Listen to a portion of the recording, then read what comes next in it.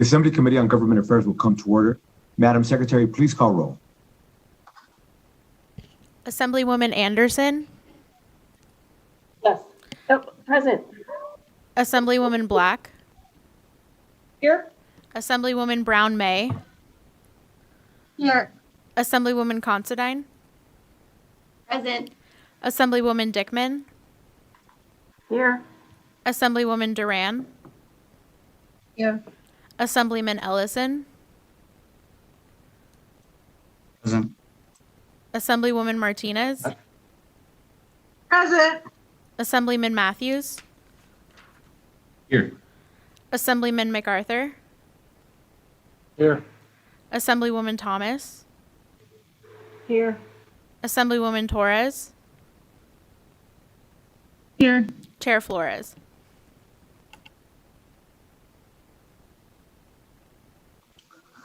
Present. Members, before we get started this morning, well, first of all, good morning to what's going to be another eventful and already very long day. But we'll power through, we'll get through this, team. Members, I first want to start off the morning by understanding everybody's time limitations. Is there anybody who will at some point before 11:30 have to log off to go present a bill? Could you please let me know at this time? All right, perfect. So since nobody has to get off, that makes it a lot easier for us to be able to conduct business this morning so that I understand that we're all available to vote.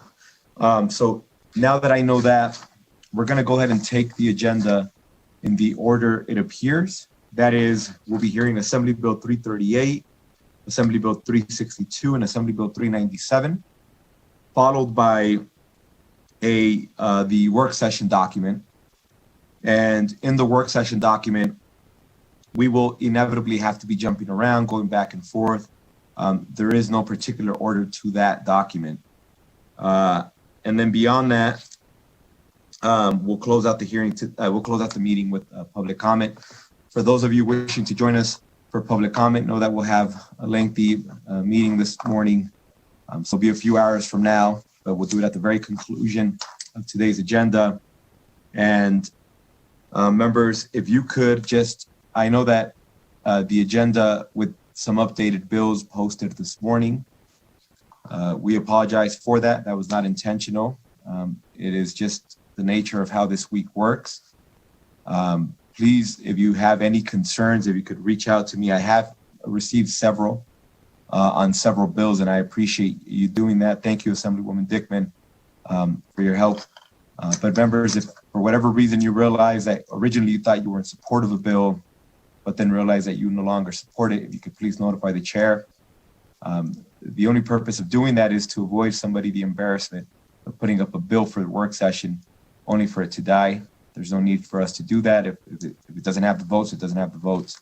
I have no intention of humiliating anybody in that manner. With that, I know we have Assemblyman Ornlicker. Thank you for joining us this morning. What is, I believe, a third attempt to a similar bill. But my understanding is you have the magic touch and you believe we're going to be able to make this work. So I appreciate you joining us this morning. At this time, I'd like to open up the hearing on Assembly Bill 338. Whenever you're ready, sir. Thank you, Chair Flores and members of the committee. For the record, I'm David Ornlicker, representing Assembly District 20 on the east side of Las Vegas, from Paradise to Henderson. And I'm here to present Assembly Bill 338, which I hope will be a fairly simple bill. As Chair Flores says, there is a history, but the road was paved very helpfully 2 years ago when we as a legislature passed Assembly Bill 34. I think 4 of you were on this committee and heard that bill 2 years ago. And that bill was brought by the treasurer to allow our treasurer's office to invest public funds in a wider range of assets that would do 2 things: by doing a better job of diversifying the portfolio of our public investments. It would increase return, we would earn more money, which is very important, especially now, and it would mitigate risk. As we know from portfolio investment theory, that you can both increase your returns and reduce your risk by diversifying your portfolio. Some things are going to go up and other things are going to go down. So you just want to make sure you have a well-balanced portfolio. That's what Assembly Bill 34 did. And this bill is essentially a tweak of one part. There were a number of different investments that were added. And this is for the treasurer manages 4 kinds of investments. One is the state's general portfolio. And if you turn to page 3, I'll illustrate what this bill does through the general portfolio. It does the same thing for all 4 funds, pools of funds. So there's the general portfolio, there's the higher education prepaid tuition trust fund, there's a state permanent school fund, and the local government pooled investment fund. So local governments, don't have as much money to manage. It's better to pool it, and then they can do better investing with a larger amount of money, and the state treasurer manages that. So there are 4 pools. They have the same flexibility. And if you go to page 3, lines 6 through around 23 or so, what you'll see is the guidelines for investing in securities issued by foreign financial institutions, corporations, or governments. And there are a number of safeguards that are very important there because we want to make sure when we're investing, we do so safely. And what this bill does is just makes a couple tweaks. The first is you'll see on line 14 to eliminate the requirement that the securities be publicly traded. They still have to be registered with the Securities and Exchange Commission. But what we've seen in recent years is a greater move from publicly traded bonds and this is both by corporations and governments, to what are called private placement. And why corporations and countries like to do private placement bonds is it's a more streamlined process. You don't have to jump through as many hoops, regulatory hoops, that you do if you're issuing them for publicly traded. And that's because the people who buy these private placement bonds are very sophisticated, large investors. They're state treasurers, they're pension funds, they're private hedge funds, and so on. And so we don't need to have as much regulatory oversight. And so over the company or the country that's issuing these, with the streamlined process, they can issue their debt more quickly, and it saves them money. And in return, you get a higher interest rate. It can be half a percentage point, it can be a percentage point, which when you're investing millions of, tens of millions, hundreds of millions of dollars, can add up very quickly. There is no reduction in safety, just as they back their private placement bonds in the same way they back their publicly traded bonds. They get the same credit rating. That doesn't change at all. Although you'll see we do make another change. As I say, the main thing is what is the trade-off? You get a higher interest rate, it's just as safe. You lose liquidity. They're private placement, they're not publicly traded. So if you want to jump in and out of your bonds, you have to wait a couple of years or 1 year or whatever the maturity is. I assume our state treasurer does not make speculative investments in bonds and does hold them to maturity. And what a lot of investors in these private placement bonds do is they stagger them. So you could invest 20 million today for 2 years, and in 2 years, all 20 million would roll over, or you could do 5 million every 6 months. So every 6 months, you would have money rolling over, and therefore you would have minimized the liquidity trade-off, but still get the same interest rate.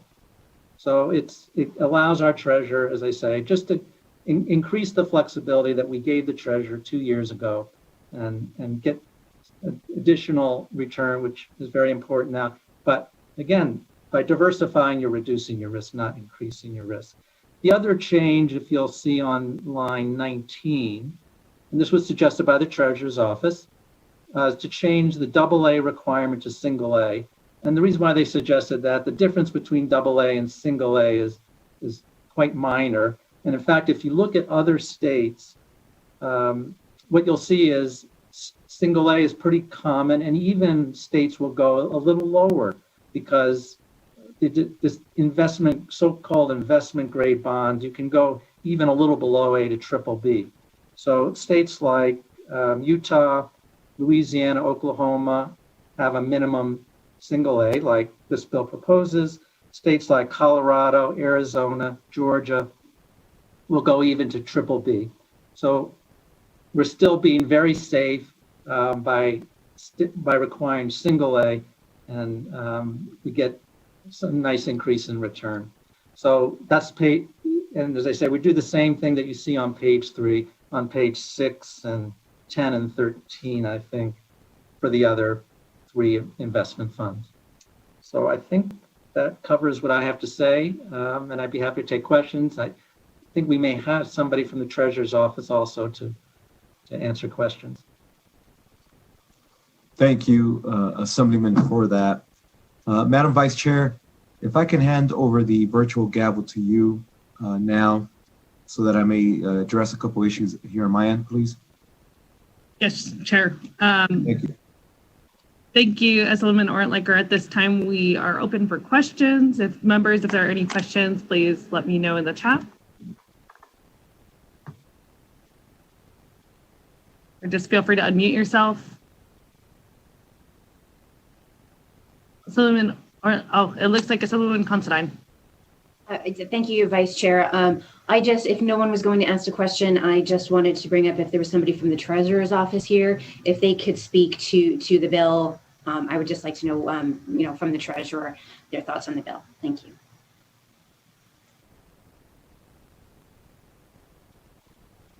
I'm not sure if we have anybody from the Treasurer's office that is currently present. Assemblyman Orentlicker.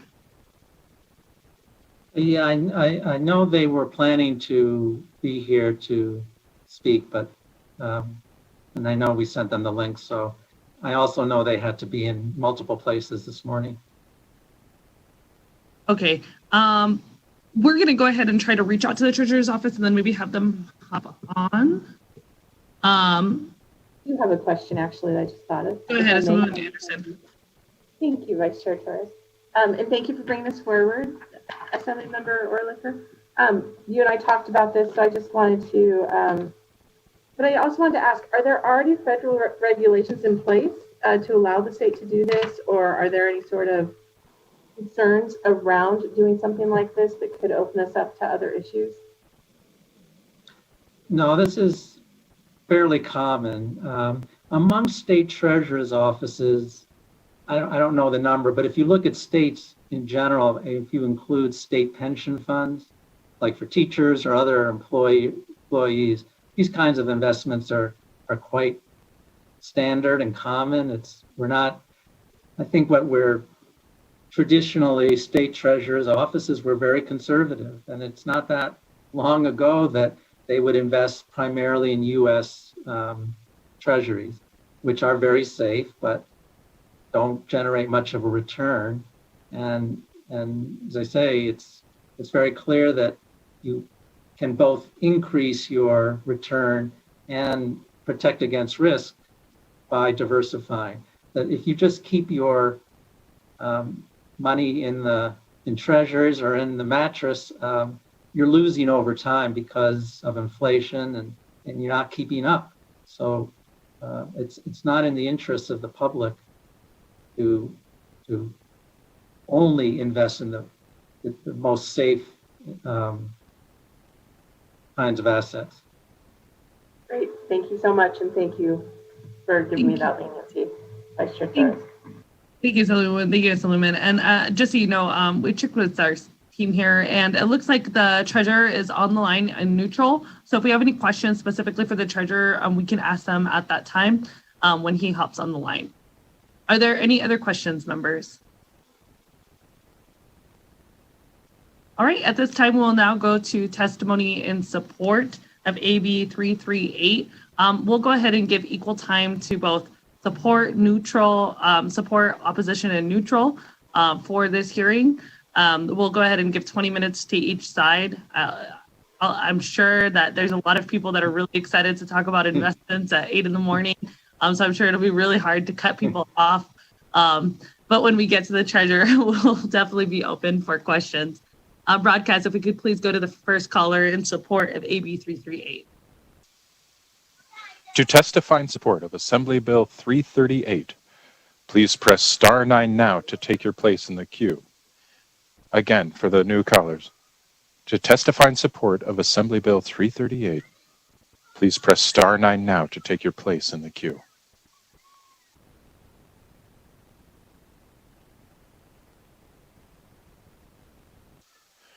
Chair, there are no callers in support at this time.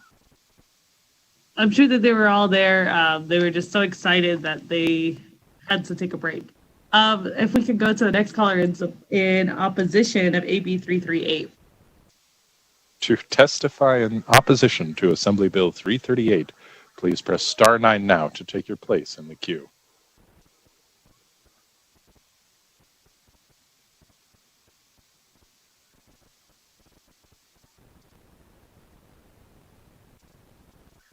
Chair, there are no callers in opposition at this time. Thank you, Broadcast. If we could go, if there are any callers in neutral of AB 338. To testify in the neutral position on Assembly Bill 338, please press star 9 now to take your place in the queue.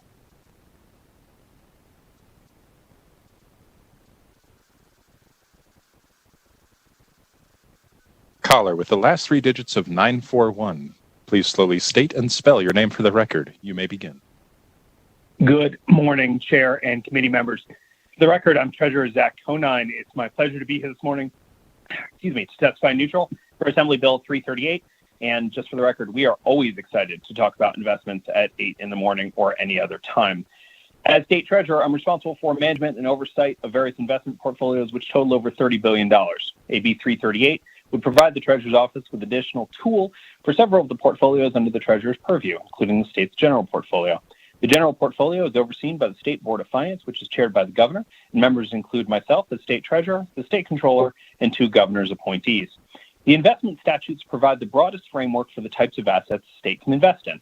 However, statute, NRS 355.045, requires the State Board of Finance to approve the investment policies of the fund, which are more detailed and can be more restrictive than statute. Therefore, the amendments proposed in 338 would potentially be outlined in more detail as an amendment to the investment policy down the road and be voted on by the State Board of Finance pursuant to NRS 355.045. One additional comment I'd make is that the Assemblyman mentioned our suggestion to change the investment threshold from AA to single A in the bill. This was a functionally required change. The bonds the Assemblyman was specifically interested in purchasing require and are primarily rated at a single A level. Thanks for the opportunity to speak in neutral of the bill. We always appreciate an opportunity to talk about investments, and I'm happy to take any questions if there are any. Thank you. Members, are there any questions for the Treasurer? Treasurer, I think you answered all the questions with your testimony. You were just so excited to talk about investments that it got us excited too. So thank you for coming into the Government Affairs Committee today. Of course. We'll be back tomorrow to talk about investments. Same time? It sounds like a plan. We look forward to it on a Saturday. Thanks so much. Madam Vice Chair, are we in neutral testimony at this time? Yes, Chair, we're in neutral testimony at this time. Thank you, Madam Vice Chair. Broadcast, next caller wishing to testify in the neutral position in Assembly Bill 338. To testify in the neutral position on Assembly Bill 338, please press star 9 now to take your place in the queue.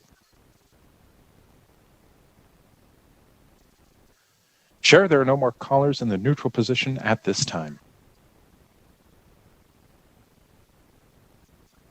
Thank you. At this time, we'll come back to our very own Assemblyman. Any closing remarks you may have?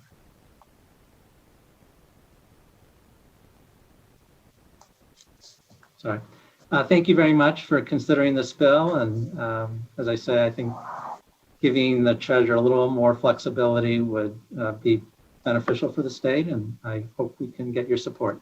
Thank you. Thank you, Mr. Ornlicker. At this time, I'd like to close out the hearing on Assembly Bill 338. Members, I apologize to do this, but we have to because we have a few folk that are here for the work session document that will specifically be tied between the hours of 9 a.m. and 1 p.m. And in case there are any questions, I wanted to make sure that they had an opportunity to address those. So I'm going to do two bills from the work session document to allow for them to move on and handle whatever other issues they have to take care of. And then we'll come back to the hearing on Assembly Bill 362. So just to give everybody a heads up, we're going to work session at this time, Assembly Bill 357 and Assembly Bill 410. And then we'll come back to the bill hearing on Assembly Bill 362. Again, I'm just hearing these two bills on work session now so that we can give the sponsors of the bill the opportunity to take care of another responsibility that they have. So at this time, we'll open up the work session document. And first up is Assembly Bill 357. Mr. McDonald, please.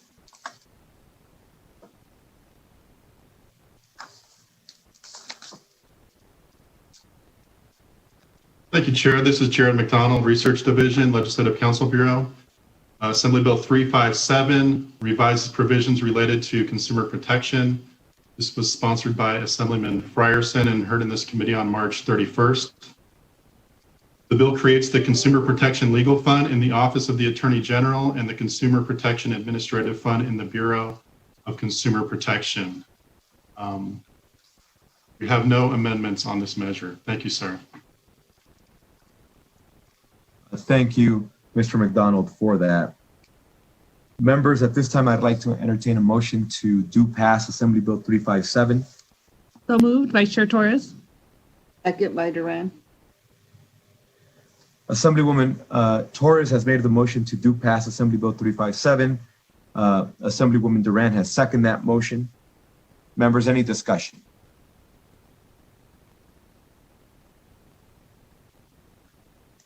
Seeing none, Madam Secretary, please do a roll call vote. Assemblywoman Anderson, Yes. Assemblywoman Black, No. Assemblywoman Brown May, Yes. Assemblywoman Considine,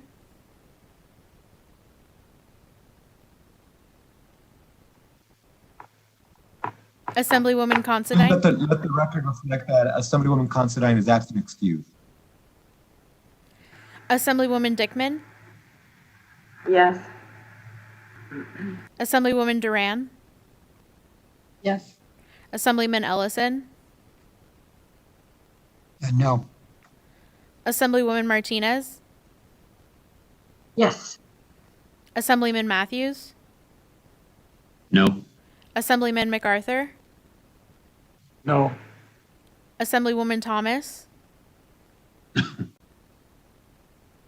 Yes. Assemblywoman Torres, Yes. Chair Flores. Yes. Thank you, Madam Secretary. Please let the record reflect we have 7 yeses, 4 noes. Motion carries. And if I may ask Assemblywoman Brown May to do the floor statement. Thank you, Chair. Thank you. Assemblywoman Brown May will do the floor statement in Assembly Bill 357. Next on the work session document is Assembly Bill 410. Mr. McDonald, please.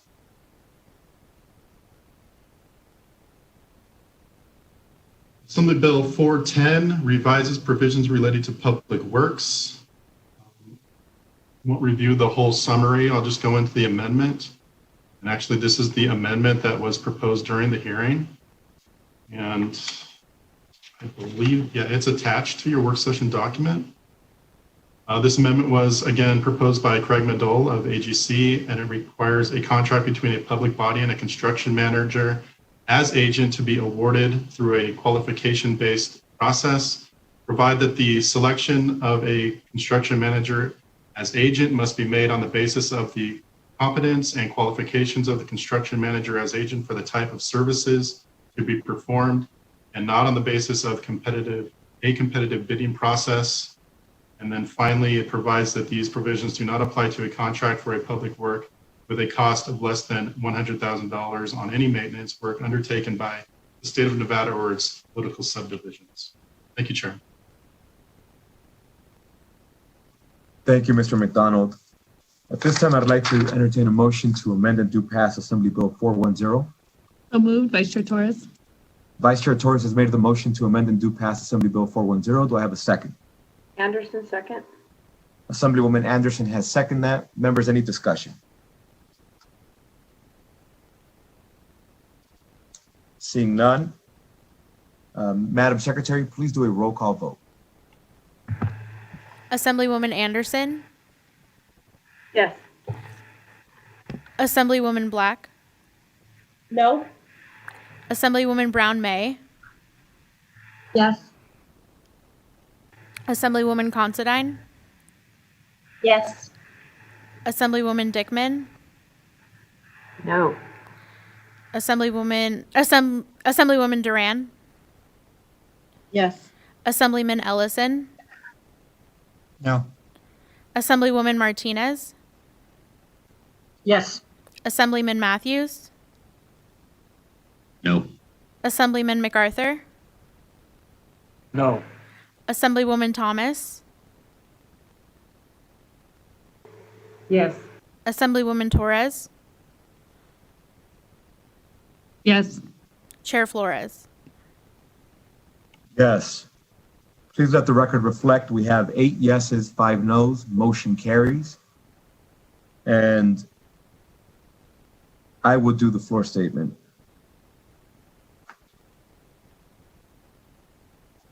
All right, thank you, members, and thank you, staff, and Mr. McDonald, everybody for working with us. It's just that we were about to lose some folk, and I wanted to make sure that if there was any questions that we had them ready to address those. So now we'll go ahead and go back to the agenda and take it as indicated. At this time, I'd like to open up the hearing on Assembly Bill 362.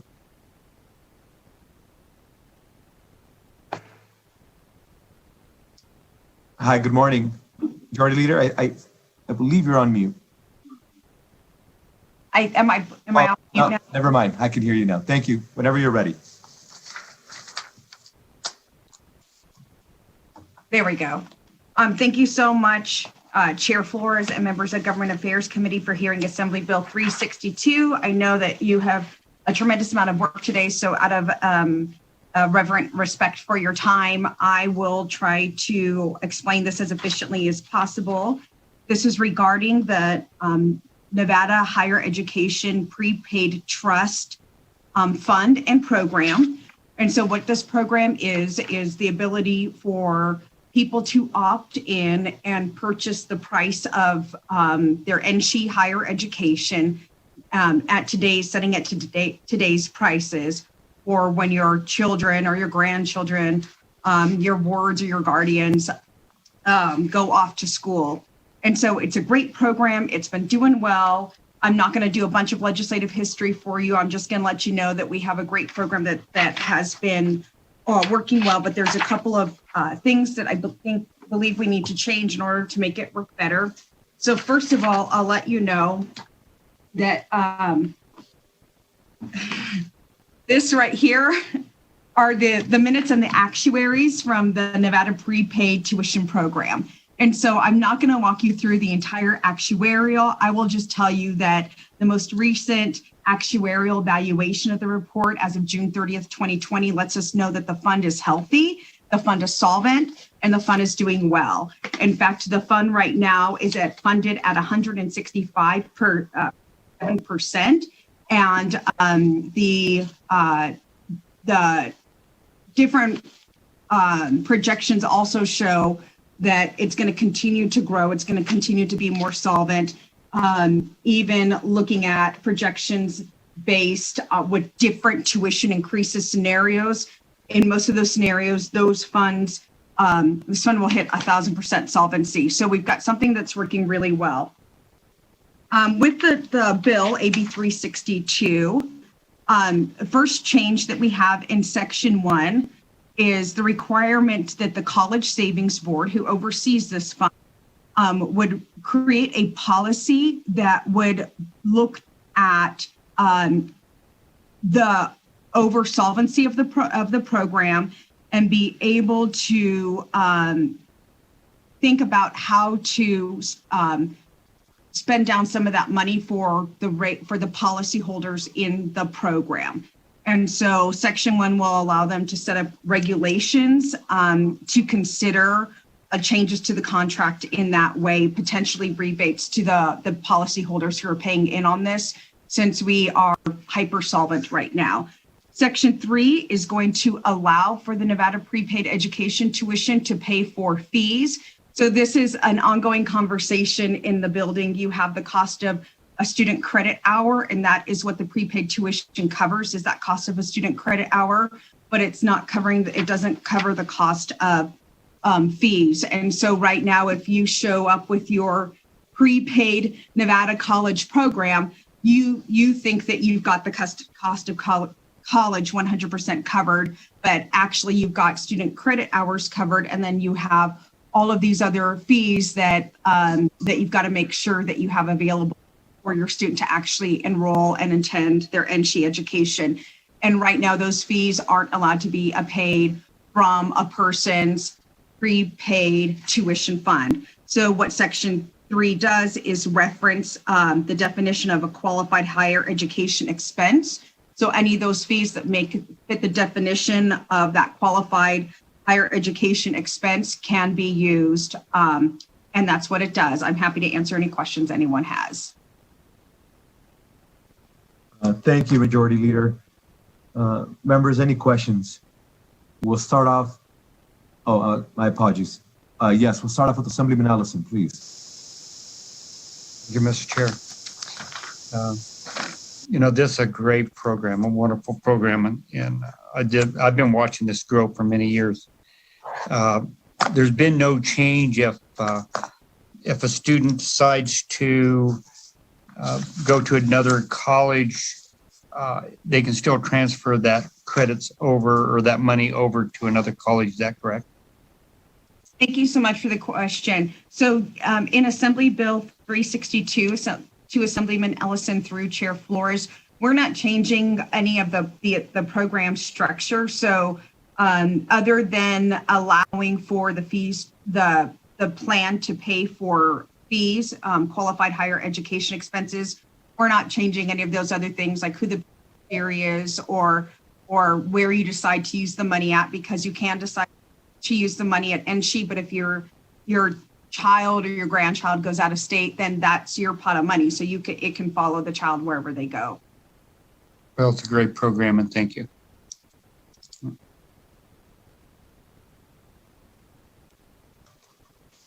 Members, any additional questions? I am checking the chat now. I don't see any. However, I may have accidentally skipped over somebody. Feel free to unmute yourself at this time and have your question addressed. Seeing none, thank you for that presentation. We'll go to those wishing to testify in support on Assembly Bill 362. Broadcast, please. To testify in support of Assembly Bill 316, please press *9 now to take your place in the queue.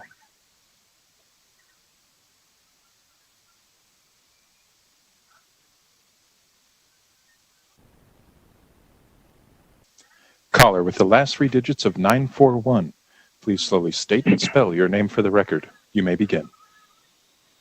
Good morning, Chair and committee members. For the record, it is once again Treasurer Zach Conine. That's Z-A-C-H.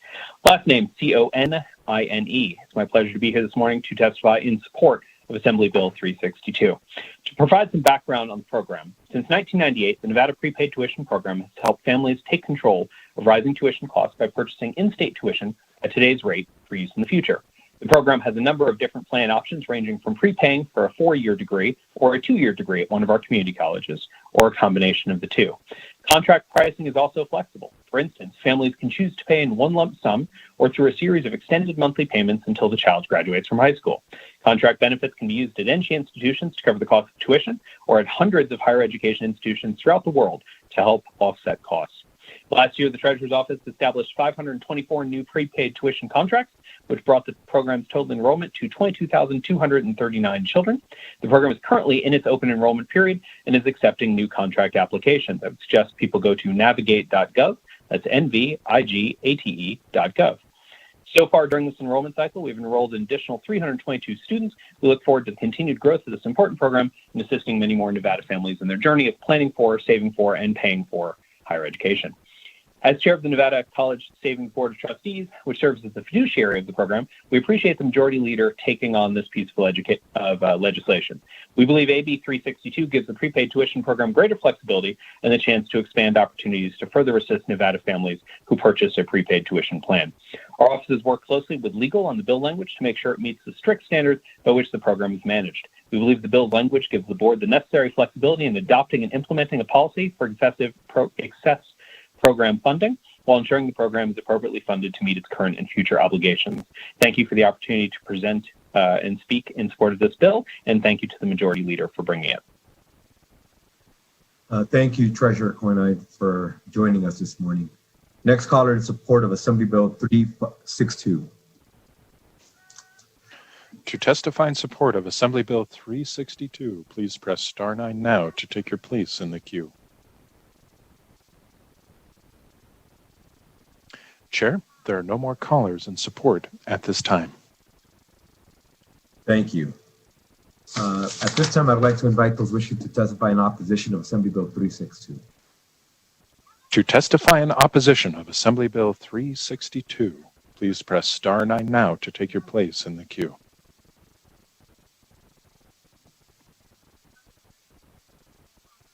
Chair, there are no callers in opposition at this time.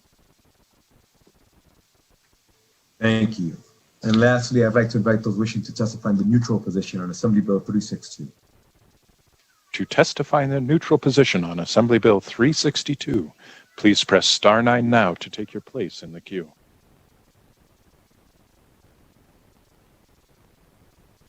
Chair, there are no callers in the neutral position at this time.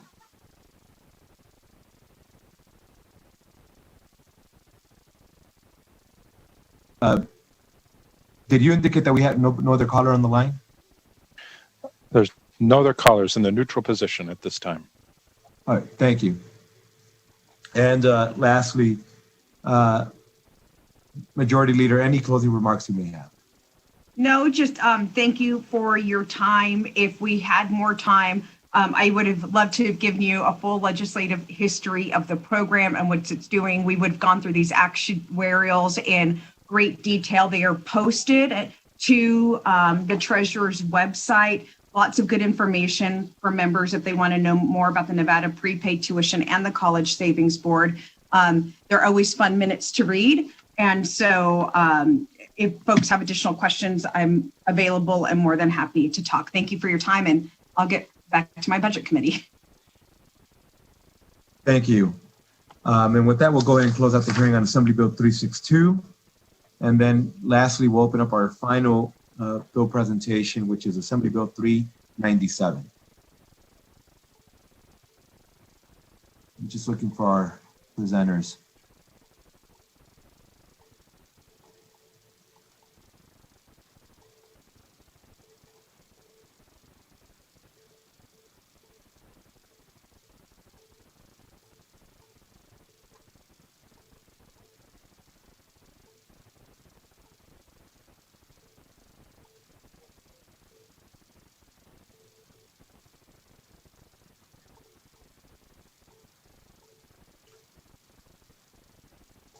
We'll do a quick 1-minute recess.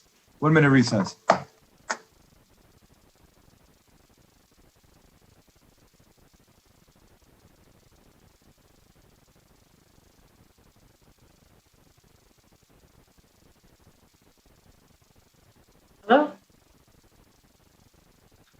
We are, I think, anyway.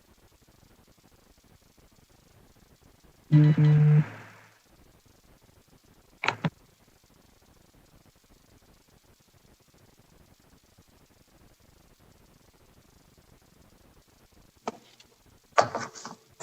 Assembly Committee on Government Affairs will come back to order. I do see we have Ms. Galazzini and Ms. Goya present.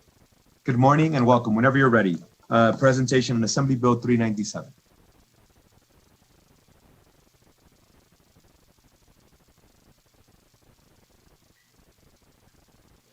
Ms. Goya, I just wanted to notify you that you are on mute.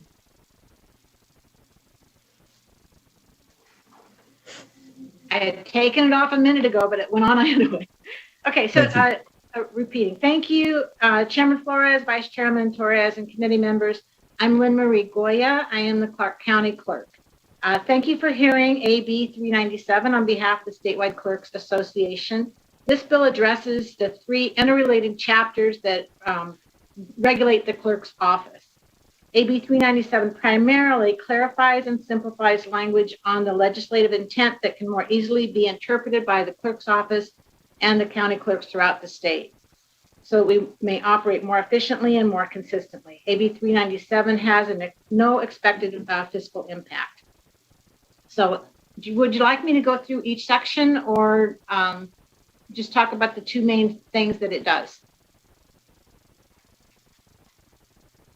No, if you could just please walk us through it, Okay. just for the sake of clarity. Okay, so NRS 246-180 sections 1-2 adds to NRS 246-180 the 5-day deadline that's already called out in NRS 122. NRS 246-190 sections 2-2 provides consistent language between the chapters that regulate the clerk and clerk fees while clarifying the use of funds by simplifying the language to provide financial clarification on the types of acceptable expenditures related to technology for this fund. There's, again, no fiscal impact. NRS 19016, Section 3.2 makes the language between 246 and 19 consistent regarding the use of the technology fund. NRS 122.040, Sections 4.1 fixes language needed in 122.0615 if it is repealed, as the Washoe County Clerk will talk about later. NRS 122.0280, Section 5 recognizes that technology allows for the ability to display information about wedding chapels and venues in new ways. This amendment allows county clerks the option of offering digital brochures in lieu of printed brochures. And this only impacts Clark and Washoe counties. So the next section will be presented by the Washoe County Clerk as it only pertains to Washoe County. Good morning. I'm Jan Galazzini for the record, Washoe County Clerk. The last section of the bill repeals the language that gives chapels the ability to issue marriage licenses in the event that the county clerk's office is not open to issue. The Clerks Association believes that the government has an obligation to ensure the integrity of the marriage process and must not pass off that responsibility to a private sector. There are only 2 qualifying chapels in Washoe County, and they are not opened typically beyond 8 p.m. So this just removes the language that gives the chapels the ability to issue licenses. And we're available for any questions. Thank you both. Members, at this time, we'll open it up for questions. And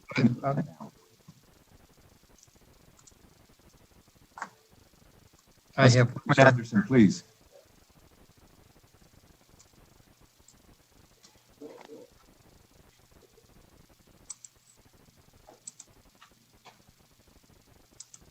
Did you call on me, sir? I'm sorry, I may have some audio issues. I was saying Assemblywoman Anderson, please. Assemblyman Nelson, we'll go to you next.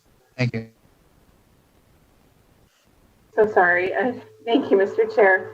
My question has to do with and thank you for the presentation. My question has to do with the language that's being removed in section 2.2. I understand that you're just trying to make it much cleaner and much more to the point, but also, when I was reading through it, it looks like some of the training has been taken out. So I just wanted to make sure that training is still some of that is still understood that that is part of what the fund can be used for with the phrase of support. But just wanted to double check that and have that on record that training is still something that is a part of the funds that can be utilized. Thank you, Assemblywoman Anderson. This is Lynn Goy, the Clark County Clerk, and the training will not be taken out. That's an integral part of what we're doing now, and we're very pleased with how it's been working out. We've got great feedback from the officiants about the training, and it's been a great tool. So we have no intention of deleting that from the bill. So if you look at section 2.2, then lines 43 and 44, the phrase training employees in the operation of the technology has been crossed out. That whole section has been crossed out, but it's been replaced with simpler language. So it would it would still maintain training. I guess I just don't see the word training in there. I see maintain technology. But if you could point that out to me, and it's been a long week, as we all know, so that's why I'm making sure about that information. I think it has been deleted. Is there a way for us to make an amendment to add that back in? Because that was not our intention to delete it. I think Assemblymember Duran just private messaged me that it is in 3.2. So I think that you're asking for that to be consistent in both 2.2 as well as 3.2. And that was just an inadvertent little mistake. So it's supposed to be consistent in both sections. Is that what kind of we're trying to make sure about? Yes, because basically the technology funds in one are created from the marriage. Clark is the only county that actually files marriage certificates, and there's a $3 fee per marriage certificate. And so Clark is the only one that has that ability. And we wanted to make sure that we could merge those funds as needed, because some things are quite expensive and it crosses from marriage to other responsibilities within the clerk's office. But if training is not in there, I would like an amendment to add that in, because I absolutely don't want to delete that. Great. So maybe what we'll do is, if possible, do a verbal because of the timeline, and then make sure that language of training employees in the operation of technology that are in lines 43 and 44 be possibly added back in at this time. So that way it's a little bit more clear. And we would accept that friendly amendment. Thank you. Great. Thank you so much. Thank you, Assemblywoman Anderson. Next, we'll go to Assemblyman Ellison. Thank you, Mr. Chairman. The state has had this problem for quite a while, but this looks like this bill is strictly a Clark County bill. Is that correct? Thank you, Assemblyman Ellison. This is Lynn Goy, the Clark County Clerk. It is not correct. Much of the 122 addresses only Clark and Washoe. Primarily, this consists of Washoe, and then the technology fund is throughout the state. Okay, follow up, sir. But the issuance of marriage license through private vendors would only be allowed in Clark County. Is that correct? If I may, Mr. Chairman, through the chairman to the Assemblyman, section 122.0615. Ma'am, if I could just have you please state your name for the record. I'm sorry, Jan Galazzini, Washoe County Clerk. Section chapter 122, section 0.0615 is strictly Washoe County, and the verbiage now would allow chapels in Washoe County to issue marriage licenses should our office be closed. Okay, because the only thing I was looking at is the original bill under digest, and you could see it's got a population cap on there of 100,000 or more for Washoe County.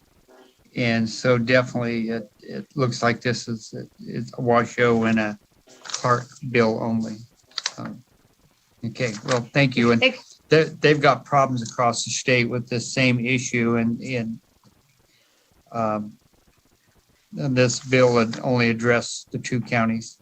Okay. Excuse me, it is only Washoe County that, this is Lynn Goy, the Clark County Clerk. It's only Washoe because it says under 700,000. So it's over 100, under 700,000. So the only county that pertains to is Washoe County. But we agree that this is a broader issue, which is why the whole Clerks Association across the state supports removing that option from Washoe County, because we do not believe that issuing marriage licenses should be outsourced to the private sector. Thank you. Members, any additional questions? Oh, yes, we have one from Assemblywoman Thomas, please. Good morning, Chair, and thank you for the ability to ask a question, but I think it was answered. And thank you for the presentation from the county clerks. My question actually has to do with opposition to eliminate wedding chapels from issuing marriage licenses. But I believe you explained it by saying it only covers Washoe. That means Clark County's marriage chapels are able to issue marriage licenses when the clerk's office, the marriage bureau, is closed. Thank you, Assemblywoman Thomas. This is Lynn Goya, the county clerk, for the record. That section only pertains to Washoe. It only gives Washoe County chapels the ability to issue marriage licenses if Washoe County clerk reduces its hours. It does not pertain to Clark County. Clark County does not have a legal obligation to allow chapels to issue marriage licenses. And we would oppose that because we do believe that that's the government's job to oversee the integrity of marriage, and that we would not want to outsource that to the private sector. But Clark does not have that obligation, even within the bill as it's written. All right, thank you so much.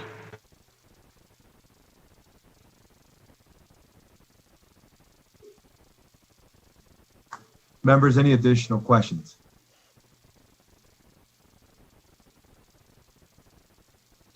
I am looking through the chat to see if we have any additional questions.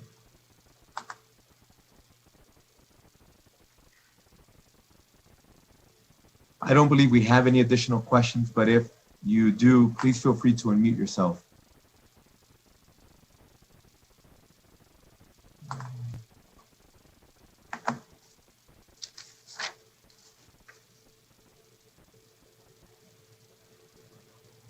Understood. I think at this time we don't have any additional questions, and maybe as the conversations continue during support, opposition, neutral, we may have some more. But at this time, we'll go to those wishing to testify in support of Assembly Bill 397.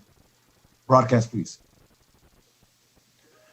To testify in support of Assembly Bill 397, please press *9 now to take your place in the queue.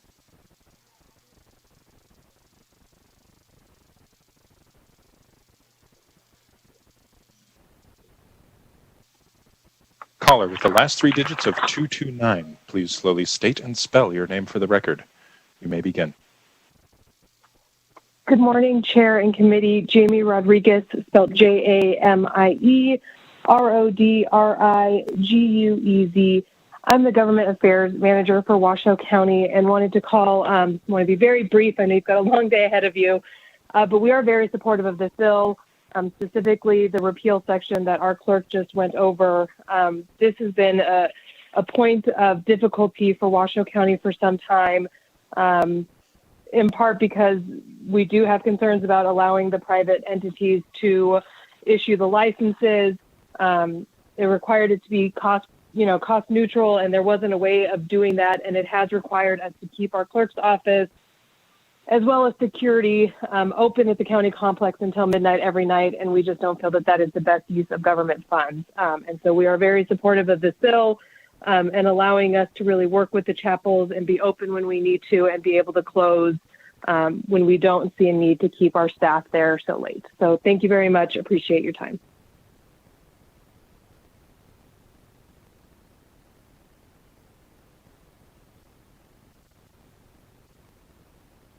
Thank you for joining us. And at this time, we'll go to the next caller wishing to testify in support of Assembly Bill 397. To testify in support of Assembly Bill 397, please press star 9 now. Chair, there are no more callers in support at this time. Thank you. At this time, we'll go to those wishing to testify in opposition to Assembly Bill 397. To testify in opposition to Assembly Bill 397, please press star 9 now.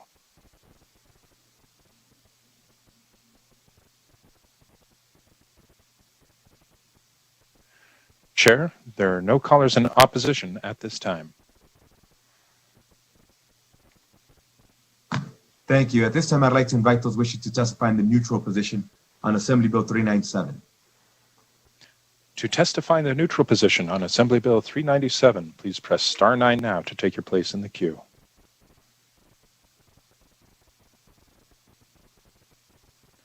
Chair, there are no more callers in the neutral position at this time.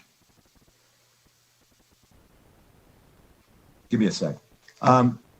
And thank you. If I could go back to our bill presenters, thank you for joining us this morning. Any closing remarks you may have? Thank you for hearing our bill. We feel like it's a cleanup bill that would actually benefit the Clerks Association and allow clerks to work more closely together and more consistently. We do have concerns about the private sector taking over issuing the marriage licenses. It would present all sorts of legal issues if they issue the license and then married someone, so that there was no balance between the issuing and the marriage. It gives rise to ability for fraud. So we do really appreciate your considering repealing that section, and we appreciate your time taking to listen to our presentation. If you have any questions, we are more than happy to talk to you after this as well. So thank you very much for hearing the bill, and we hope that you support this bill. Thank you. Thank you, Ms. Goya, again for joining us this morning. I am checking the chat just to make sure that we didn't have any additional questions. I don't believe we have any at this time. We'll close out the hearing on Assembly Bill 397. Assemblywoman Anderson, did you have a question? I did, because I don't know, but I might have to do that during work session. Never mind, Mr. Chair. Okay. Thank you. I actually do have a question. Do I need to reach out to Assemblywoman Anderson for that amendment, or what is the process on that? Ms. Goya, thank you. What we'll do is at the very conclusion of today's work session document, we'll entertain a conversation regarding whether or not we agree as a committee to move Assembly Bill 397. At that point, Assemblywoman Anderson would make a motion to amend and do pass with her concern being addressed through a conceptual amendment so that we could give legal direction. So we wouldn't decide on exact language. We would simply give direction to legal as to what we intend to do. And then the members would vote based on that. So that's how we'll proceed. Okay. Thank you very much. Perfect. So at this time, like I said, the hearing on 397 is closed.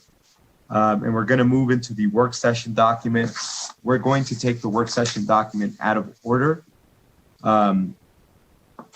My understanding is for those bills that I understand we have unanimous support, I am going to simply ask you to unmute yourself and signify by saying aye. And then I'll ask for those to say nay. Again, I will only do that where I have an understanding that we are in support, where I understand there may be one or two or three or five in opposition, whatever it may be. I will make sure we do a roll call vote so that that is clear to our staff. Thank you for putting up with us this morning and working through all these hiccups. I anticipate that near the end of today's work session document, I will likely call a 1-minute recess to allow all of you to think through the 3 bill presentations that we had this morning. so that you can, once again, if you have to call a stakeholder, I know at times you maybe have to reach out to folk, whatever you have to do. I'll give you a 1-minute recess at that time. And then should we decide as a committee to want to entertain moving 1, 2, or all 3 of the bills that we heard this morning, we'll have an opportunity to do that. So we'll go through the work session document. We'll go into a 1-minute recess, allow everybody ample time to reach out to any stakeholders that they see fit on the 3 bills that we heard this morning. We'll come back and then we'll entertain a motion. Should you agree to amend, do pass, or whatever it may be. I just want to give clarity as to how we'll proceed so that you can prepare with that in mind. So at this time, I'm going to go to the work session document. And first on the work session document is Assembly Bill 55. I wanted to thank Mr. Luke and all the folk from North Las Vegas for working so diligently with so many members of this committee on addressing some of the concerns. And I just wanted to express my gratitude. So first off is Assembly Bill 55. Mr. McDonald, please. Thank you, Chair. Assembly Bill 55 makes various changes to the charter of the city of North Las Vegas. It was sponsored by this committee on behalf of the city and heard on April 5th, which was Monday. We did receive 1 amendment, and that is attached. I'd like to take a look at that. The amendment proposes to provide that if action on a proposed amendment is postponed, any amendment may be proposed and the proposed ordinance may be finally voted upon at the next meeting. That's in section 4.2. The amendment will also delete existing language regarding the regulation of any practice tending to annoy persons passing in public places in subsection 4 of section 6. The amendment will delete existing language in subsection 5 of section 6 regarding riots. The amendment will delete section 13 regarding hearing commissioners. And the amendment adds a new section 22, which contains provisions for creating a charter committee. Again, that amendment is on the next page of your work session document. Thank you, Chair. Thank you, Mr. McDonald.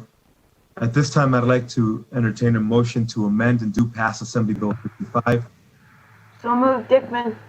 Assemblywoman Dickman has made the motion to amend and do pass Assembly Bill 55. Do I have a second? Second, Thomas. Assemblywoman Thomas has seconded that motion. Members, any discussion? Seeing none, please unmute yourselves. Oh, excuse me, Assemblywoman Anderson, did you have something you wish? Oh, perfect. Seeing no discussion, please unmute yourselves. All those in favor, please signify by saying aye. Aye. Aye. All those against say nay. Motion carries unanimously. And if I may ask Assemblywoman Anderson to do the floor statement. Thank you, would be honored. And again, I wanted to express publicly my gratitude towards the Assemblywoman, who I know spearheaded a lot of the concerns that were raised during the hearing and worked very diligently with all of North Las Vegas on getting some of these issues resolved. So thank you, Mr. Luke. We look forward to continue working with you, sir. Next on the work session document is Assembly Bill 139. Mr. McDonald, please.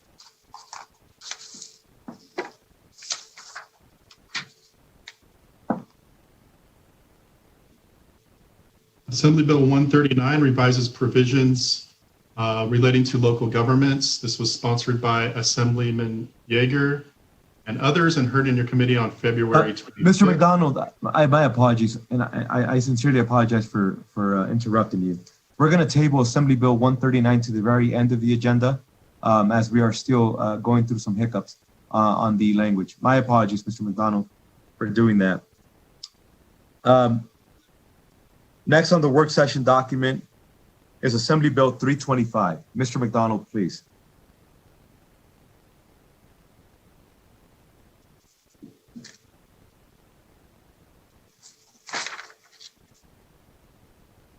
Assembly Bill 325 revises provisions related to the recording of documents. This was sponsored by Assemblywoman Kasama and heard in this committee on April 1st. The bill authorizes the submission of a certified paper copy of an electronic document for recording to a county recorder who has elected to receive and record electronic documents. And we did have a couple amendments. These were presented in the hearing, and we did attach them to the work session document. The first was presented by Rocky Finseth, and that proposes to amend the bill to change the effective date to July 1st, 2021. The second was proposed by the Office of the Secretary of State, and it proposes amend the bill to delete section 2 and 3 and instead add the provisions regarding the certification of electronic documents to the provisions of the Electronic Notarization Enabling Act. And that's all the amendments we have on this bill. Thank you, Chair.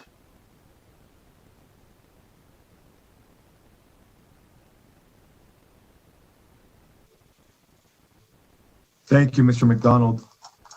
At this time, I'd like to entertain a motion to amend and do pass Assembly Bill 325. So moved. Vice Chair Torres. Vice Chair Torres has made the motion to amend and do pass Assembly Bill 325. Do I have a second? Second, Black. Second. Assemblywoman Black has seconded that motion. Members, any discussion? Seeing none, members, please unmute yourselves. All those in favor, please signify by saying aye. Aye. Aye. Aye. Those against say nay.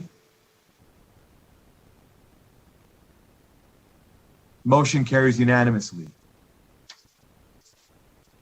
If I may ask that the floor statement be handled by Assemblywoman Black, please. Thank you. Thank you. Assemblywoman Black will do the floor statement on Assembly Bill 325.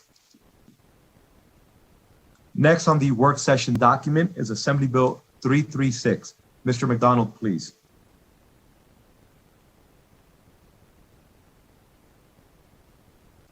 Assembly Bill 336 requires an annual behavioral health care assessment for peace officers.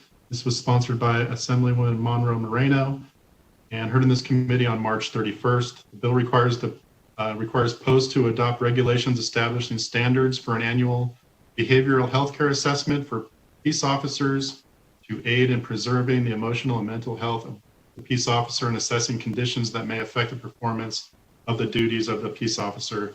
And we do have one amendment that came in from Assemblywoman Monroe Moreno. And actually this was heard during hearing. This amendment will replace the term healthcare assessment with wellness visit and remove language requiring the visit to coincide with an annual medical examination.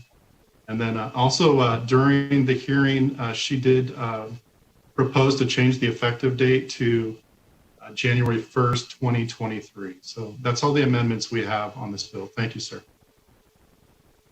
Thank you, Mr. McDonald.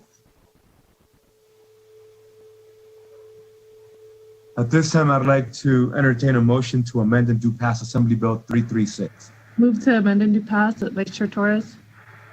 Madam Vice Chair Torres has made the motion to amend and do pass. Do I have a second? Dickman. Assemblywoman Dickman has seconded that motion.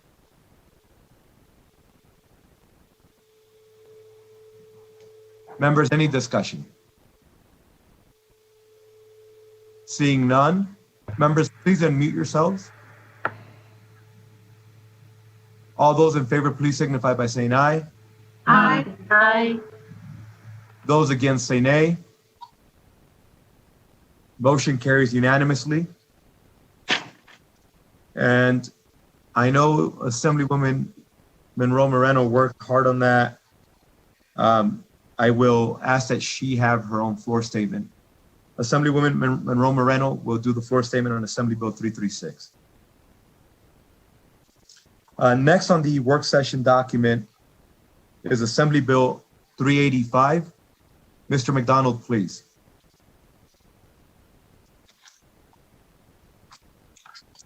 Assembly Bill 385 revises provisions related to compensation received by public officers and employees. This was sponsored by Assemblywoman Benitez Thompson and heard in this committee on April 2nd. We do have one amendment.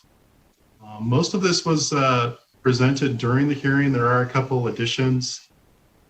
So if you take a look at that on the next page, the amendment will prohibit a public body from negotiating a contract with certain public officers or employees that provides for the officer or employee to receive from the public body certain types of benefits and compensation if the officer or employee resigns upon the initiation of an investigation for wrongdoing or is terminated based upon the findings of an investigation, certain types of benefits and compensation. It also includes fringe benefits that are not otherwise available to other officers or of employees or classes of officers or employees, and bonuses that are not tied to performance metrics. That part, I believe, is new to the conceptual amendment. The amendment also clarified that an employee may receive a retirement buyout or partial buyout. The amendment clarifies that an employee is entitled to payment for any type of accrued leave in addition to annual compensatory or sick leave authorized by law or the policies of the public body. And then finally, the amendment deletes section 2 of the bill. Thank you, sir.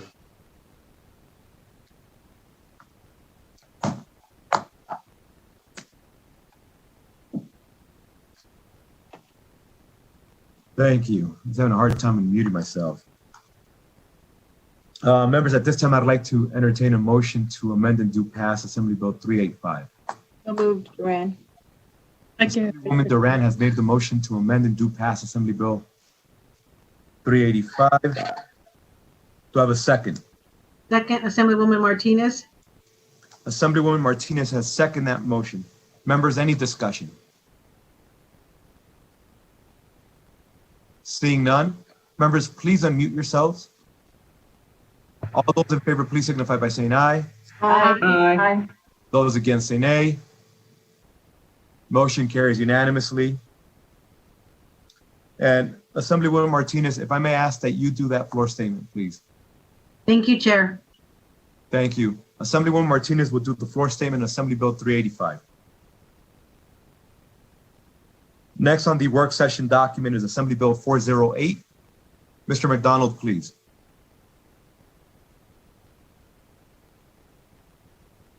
Assembly Bill 408 revises provisions governing taxes on transient lodging. This was sponsored by Assemblywoman Kasama and heard in this committee yesterday, 2 days ago. We did receive one amendment from Assemblywoman Kasama that I believe she presented during the hearing. It is attached to your work session document. And that amendment proposes to amend the bill to remove the existing language and instead require the Legislative Commission to appoint a committee to study the role of online travel companies and statewide tourism and promotion in Nevada. That's all we have on that bill. Thank you, sir.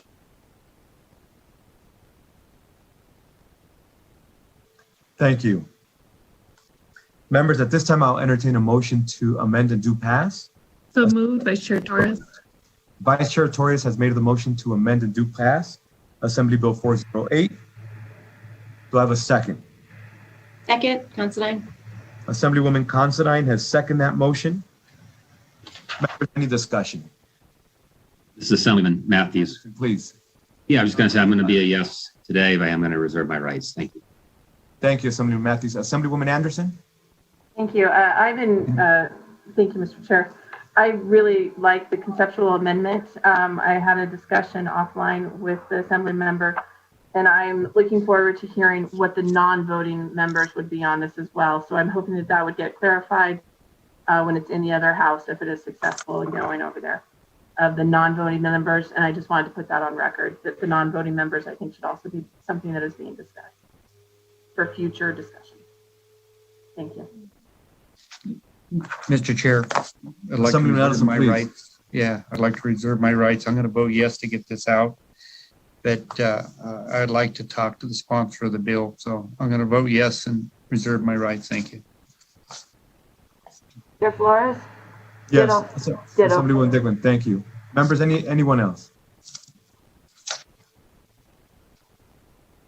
I also would like to see further discussion on this or amendment. Thank you, Assemblywoman Duran. Members, any additional discussion?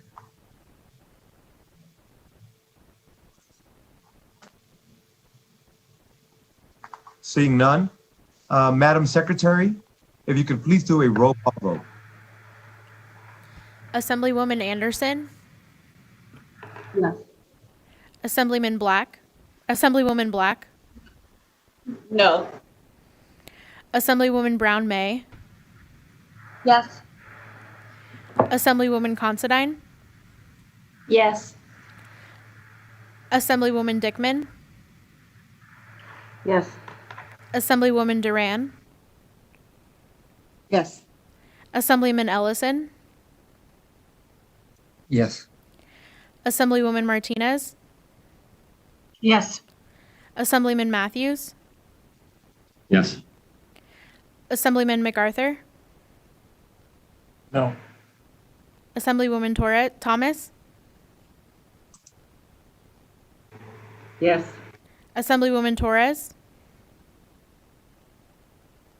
Yes. Chair Flores.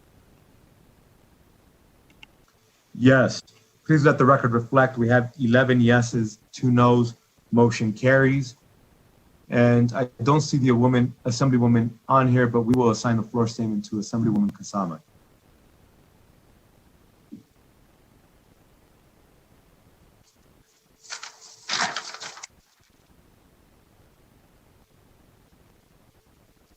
Next on the agenda, we have Assembly Bill 437. Mr. McDonald, please. Assembly Bill 437, or excuse me, 337 or 437? I apologize.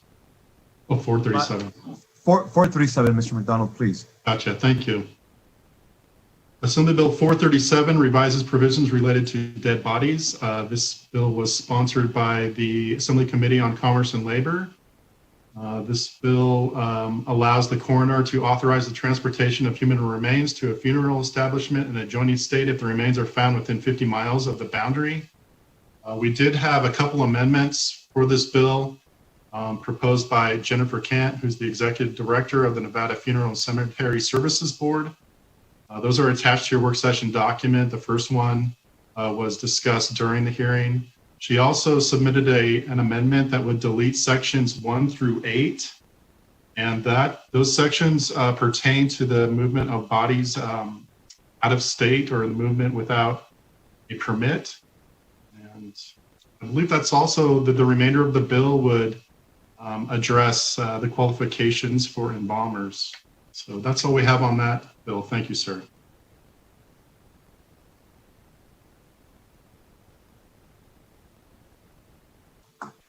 Thank you, Mr. McDonald.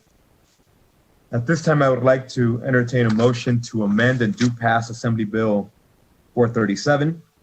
So moved. So moved, Black. Assemblywoman Black has made the motion to amend and do pass Assembly Bill 437. Do I have a second? Second, Vice Chair Torres. Vice Chair Torres has seconded that motion. Members, any discussion? Yes.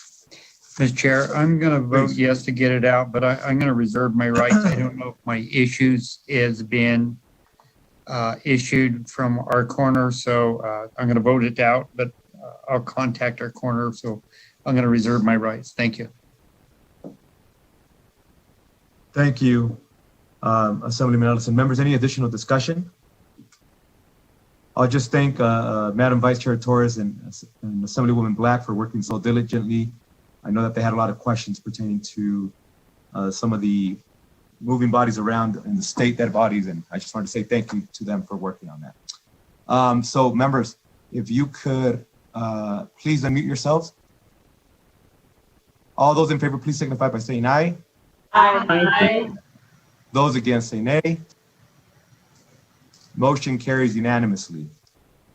And because you two work so diligently together, Assemblywoman Black, if I may ask that you please carry that. I would be honored. Thank you. Thank you, Assemblywoman. I appreciate your leadership.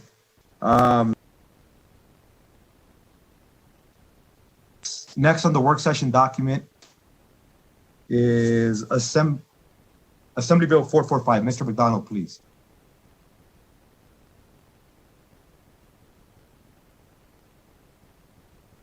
Assembly Bill 445 revises provisions related to financial administration. This bill was sponsored by the Assembly Committee on Growth and Infrastructure. And let's see, when was this? This bill was heard April 6th. So we did receive an amendment that was discussed during the hearing, as you may recall, Miles Dixon with Nevada Grant Lab. And that amendment proposes to amend the bill to, among other provisions, provide that grants, gifts, or donations do not revert to the state general fund. Clarify and expand training offered to state agencies, local and tribal governments, and nonprofit organizations to include post-award compliance, reporting, and corrective action plans. And then finally, it revises some of the effective dates for certain provisions in the bill. Thank you, Chair. Thank you, Mr. McDonald. At this time, I'd like to entertain a motion to amend and do pass Assembly Bill 445. So moved, Brown May. Assemblywoman Brown May has made the motion to amend and do pass Assembly Bill 445. Do I have a second? Second, Considine. Assemblywoman Considine has seconded that motion. Members, any discussion? Seeing none, all those in favor, please signify by saying aye. Aye. Aye. Aye. Those against say nay. Nay. My apologies. My understanding is we had unanimous support, so I apologize for making the record slightly difficult to read, so I will clarify. Assemblyman MacArthur, are you a nay? Yes, I'm a nay. Thank you. And who was the other person? Assemblywoman Black. I apologize, Mr. Chair. I was in the process of Skyping you to let you know. No worries. Assemblywoman Black is a nay. Assemblyman Matthews, are you also a nay? That's correct. I'm a nay. Thank you. Anyone else? Yes, sir. John Olson. Assemblyman Ellison's a nay. Anyone else? Dickman. Assemblywoman Dickman, anyone else?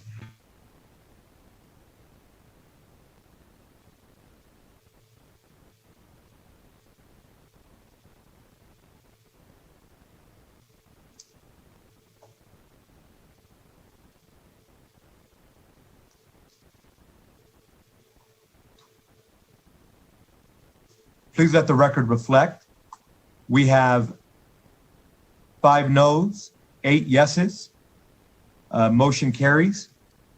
And Madam Secretary, for the clarity of the record, and my apologies, I would not have done it this way, and so I apologize for that. The 5 nays are Assemblyman MacArthur, Assemblyman Matthews, Assemblyman Ellison, Assemblywoman Dickman, and Assemblywoman Black. If I may ask Assemblywoman Considine to do the floor statement on Assembly Bill 445.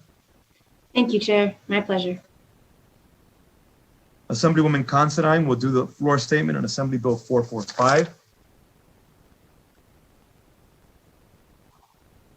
And now we'll come back and go through some of the bills that I anticipate after having had an opportunity to speak with some of you that there are concerns and or no votes. Madam Secretary, we'll be doing a roll call vote for the remainder of the bills. Next on the work session document is Assembly Bill 211. Mr. McDonald, please. Assembly Bill 211 establishes provisions related to a plan to address impacts to wildlife. This was sponsored by Assemblywoman Howdigi and heard in this committee on March 16th. And we did receive an updated amendment on this bill from Assemblywoman Howdigi, and you can take a look at that on the next page. The amendment deletes sections 1 and 2 of the bill and instead will amend subsection 1 of NRS 278335 to incorporate the Department of Wildlife into the existing process for state agency review of tentative maps for subdivision of land, and also amend NRS 278349 to require the governing body to consider impacts to wildlife when taking final action on a tentative map. And that's all we have on this bill. Thank you, Chair. Thank you, Mr. McDonald.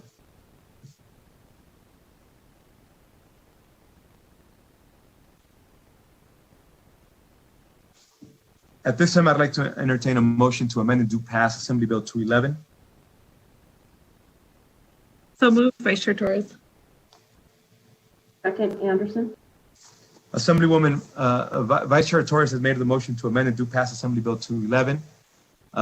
Assemblywoman Anderson has seconded that motion.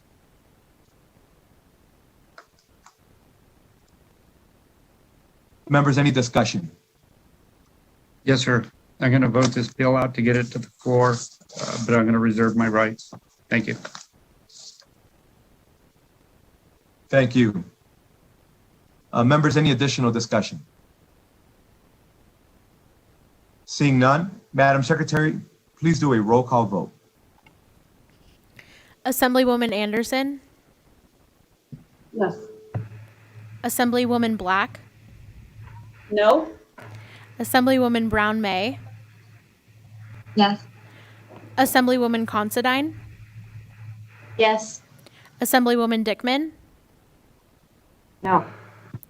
Assemblywoman Duran, Yes. Assemblyman Ellison, Yes. Assemblywoman Martinez, Yes. Assemblyman Matthews,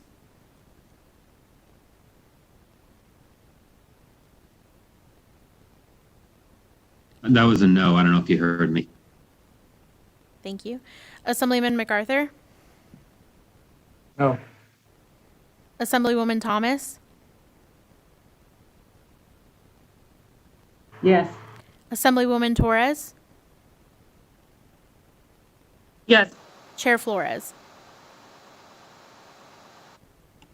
Yes. Please let the record reflect that we had 8 yeses, 5 noes. Motion carries. Excuse me. 9 yeses and 4 noes. Motion carries. Mr. McDonald, can you confirm that my count was correct? But yeah, Chair, that's what I have on that bill as well. Thank you, Mr. McDonald. Just wanted to make sure that I did not accidentally state something incorrectly on the record. We have 9 yeses, 4 noes. Motion carries. And if I may ask, Assemblywoman Thomas, would you be comfortable carrying that floor statement? Thank you. Thank you. Assemblywoman Thomas will carry the floor statement on Assembly Bill 211. Next on the work session document is Assembly Bill 220. Mr. McDonald, please. Assembly Bill 220 revises provisions related to the use of mobile devices by peace officers. This was sponsored by Speaker Frierson and others and heard in this committee on March 29th. The bill requires each law enforcement agency to adopt a written policy establishing standards of conduct for the use of a mobile device issued by the law enforcement agency to a peace officer employed by the agency and sets forth specific requirements related to policy. We do have one amendment on this bill that was sent in by the bill sponsor. And this proposes to amend the bill to clarify that a law enforcement agency may not approve for official use on a mobile device any mobile application that uses end-to-end encryption or any other means with the intent to avoid the creation, retention, or lawful discovery of records or data related to the communications of a peace officer. There is a conceptual or a mock-up on the next page. It really just adds a few words here to the bill. And I have those underlined in the amendment summary. It adds with the intent, and then it also adds the word lawful. That's all we have on that bill. Thank you, sir. Thank you, Mr. McDonald. Members, at this time, I'd like to entertain a motion to amend and do pass Assembly Bill 220. So move. Thomas. Assemblywoman Thomas has made the motion to amend and do pass Assembly Bill 220. Do I have a second? Second, Assemblywoman Martinez. You can give it to Martinez. Assemblywoman Martinez has seconded that motion. Members, any discussion? Seeing none, Madam Secretary, please do a roll call vote. Assemblywoman Anderson, Yes. Assemblywoman Black, No? Assemblywoman Brown May, Yes. Assemblywoman Considine, Yes. Assemblywoman Dickman, No. Assemblywoman Duran, Yes. Assemblyman Ellison, No. Assemblywoman Martinez, Yes. Assemblyman Matthews, No. Assemblyman MacArthur, No. Assemblywoman Thomas, Yes. Assemblywoman Torres, Yes. Chair Flores. Yes. Please let the record reflect we have 8 yeses, 5 noes. Motion carries. And if I may ask, I'm just trying to make sure that I don't keep giving the floor statements to the same people.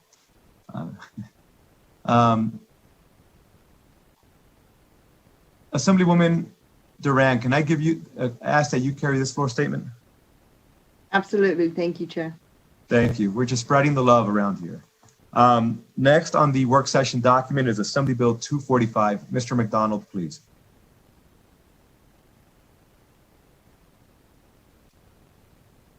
Assembly Bill 245 increases the certain fees related to notaries and document preparation services. This was sponsored by Chair Flores. The bill increases the fees of a public notary. It's authorized to charge for taking an acknowledgement, administering an oath or affirmation without a signature, a certified copy, or a jurat. The bill also increases the application and renewal fee for a person who wishes to engage in the business of a document preparation service. We did receive an amendment, and that's on the next page from the chair. This proposes to increase the fee for a notary public to travel between the hours of 6 a.m. and 7 p.m. to $15 and 7 p.m. to 6 a.m. to $30. It also provides that the application and renewal fee for a registration to engage in the business of document preparation services are placed in a special fund that can only be used to administer the document preparation service program and may also be used for personnel and operating the expenditures of the Office of the Secretary of State to enforce the provisions related to the document preparation services. It also authorizes the Secretary of State to impose a civil penalty on persons registered to engage in the business of document preparation services and persons who engage in the business have not registered, and that any determination by the Secretary of State that a violation has occurred is a public record. And then finally, we have a couple of co-sponsors who would like to be added to the bill. That would be Assemblywoman Considine and Thomas. Thank you, Chair. Thank you, Mr. McDonald. In addition to the amendment that was just read, I don't know if we have Ms. Gail Anderson available at this time, and we may move this bill just to allow her. Oh, I do see her on now. I just want to let you know, team, as things move so incredibly fast, as the work session document was being addressed by us, Ms. Gail Anderson, along with folk here in my team, were speaking with the small business community. There was a request that was made by some of the stakeholders in our small business community, and we absolutely wanted to address that and take care of that issue for them. And again, Ms. Gail Anderson, I am incredibly appreciative of you 5 minutes before a work session, working with the stakeholders and helping us address that concern. If you could please put it on the record so that they understand the nature of where the issue is coming from and how we're going to address that. Gail Anderson, Deputy Secretary of State for Southern Nevada, and I supervise the Document Preparation Services Program for the Secretary of State's office. So the issue that will be clarified, which I have been working on and also had our deputy that oversees the notary program reviewing this as well, will be a clarification, and I will read the language that I have submitted to address the issue. A notary public who is a licensed document preparer under NRS 240A in this state may perform a notarial act on a form prepared by the document preparation service and receive directly a fee for providing document preparation services in excess of the fee authorized pursuant to NRS 240.100 for the Notarial Act. Pursuant to NRS 240.061, the notarial officer may not perform a notarial act with respect to a document to which the officer or the officer's spouse or domestic partner is a party, or in which either of them has a direct beneficial interest. So we have a number, in fact, possibly a majority of our document preparation registrants who are also Nevada notaries. And we've already made clear last session that they can advertise that they are a notary as well as a document preparation service. Now, what this will do is clarify they can charge the notary fees that a notary would charge. They may also charge the fee that a document preparation service would charge to prepare or transcribe a document. So it would just allow them to do that without creating any potential conflict.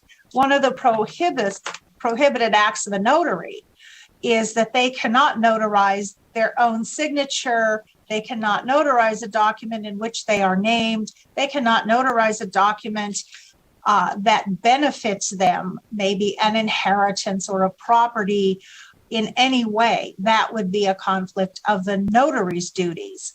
So it has been an issue that had come up in this aspect in this program, and this clarifies that they would be allowed to charge their document preparation fee and to charge their notary fee if, in fact, they are notarizing a document they prepared. And this would take care of an issue for them. And I would just say that the small business community that is bringing this forward, they are reputable operators. They are, the reason it's an issue is they are concerned about complying with the law. And so in that sense, it's very positive that they want to address this. So thank you. And I can stand for questions if there are any. Thank you. Thank you, Ms. Anderson. And members, I wanted to let you know that if you look on Nellis, you will be able to see that amendment up now. So if you'd like to give yourself an opportunity in case you want to review it, but I think the record is now abundantly clear as to the intent.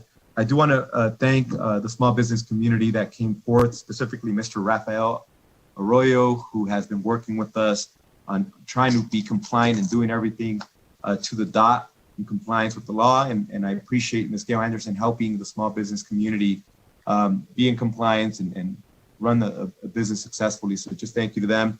And Mr. Peter Kruger, I know who is their lobbyist and has been working diligently with us as well. Members, any questions for Ms. Anderson at this time or myself as it in regards to this new amendment and or my bill in general? Seeing none, at this time, I'd like to entertain a motion to amend and do pass Assembly Bill 245. Mr. Chairman, for the record, I'm sorry, trying to get in there. For the record, Mr. Chair, I'm going to vote no on this bill, but I'm going to reserve my rights because after I talk to you on some of the issues on this. Thank you. Thank you, Assemblyman. But at this time, I'd like to entertain a motion to amend and do pass with the conceptual amendment that was verbally stated and put on the record by Ms. Gail Anderson, and the conceptual amendment that was provided by myself and is uploaded on Nellis now. Vice Chair Torres, I move to amend and do pass with the conceptual amendment presented by Ms. Anderson. Anderson, thank you. Madam Vice has made the motion to amend and do pass Assembly Bill 245 with the conceptual amendment put on the record verbally by Ms. Gail Anderson, along with the conceptual amendment provided, and that is part of the work session document. Do I have a second? Second by Thomas. Assemblywoman Thomas has seconded that motion. Members, any discussion? Mr. Chair, Dickman? Assemblywoman Dickman, please. I just wanted to let you know I'm going to vote yes today, but I'd like to reserve. Thank you, Assemblywoman. Thank Members, you. Any additional comments or questions? Seeing no additional discussion, Madam Secretary, please do a roll call vote. Assemblywoman Anderson? Yes. Assemblywoman Black? No. Assemblywoman Brown May, Yes. Assemblywoman Considine, Yes. Assemblywoman Dickman, Yes. Assemblywoman Duran, Yes. Assemblyman Ellison, Yep. Assemblywoman Martinez, Yes. Assemblyman Matthews, No. Assemblyman MacArthur, No. Assemblywoman Thomas, Yes. Assemblywoman Torres, Yes. Chair Flores. Yes.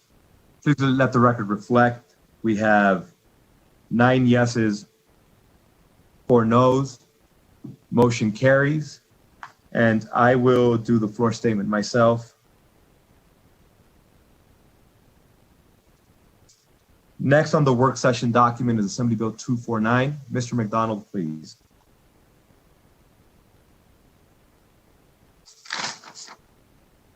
Assembly Bill 249 revises provisions related to land use planning. This was sponsored by Assemblywoman Howdegi. The bill requires a governing body to establish a zoning ordinance defining reasonable uniform hours at which construction in areas zoned for commercial or residential use may begin, which must not be before 5 a.m. on Mondays through Fridays. We do have an amendment that was submitted by Assemblywoman Howdegi. You can take a look at that on the next page. This amendment will remove the requirement for the governing body of a county or city to establish uniform hours by which construction work may begin on certain land, and prohibit an executive board and governing documents of a common interest community from restricting the hours in which construction work may begin in a common interest community during the months of May through the end of September, if a governing body of a county or city has adopted an ordinance establishing uniform hours by which construction may begin. And then we also, part of this amendment, it will delete sections 1, 2, 5, and 6. And that's all we have. Thank you, Chair. Thank you. Members, at this time, I'd like to entertain a motion to amend and do pass Assembly Bill 249. So moved, Vice Chair Torres. Vice Chair Torres has made the motion to amend and do pass Assembly Bill 249. Do I have a second? Second. Assemblywoman Brown May has seconded that motion. Members, any discussion?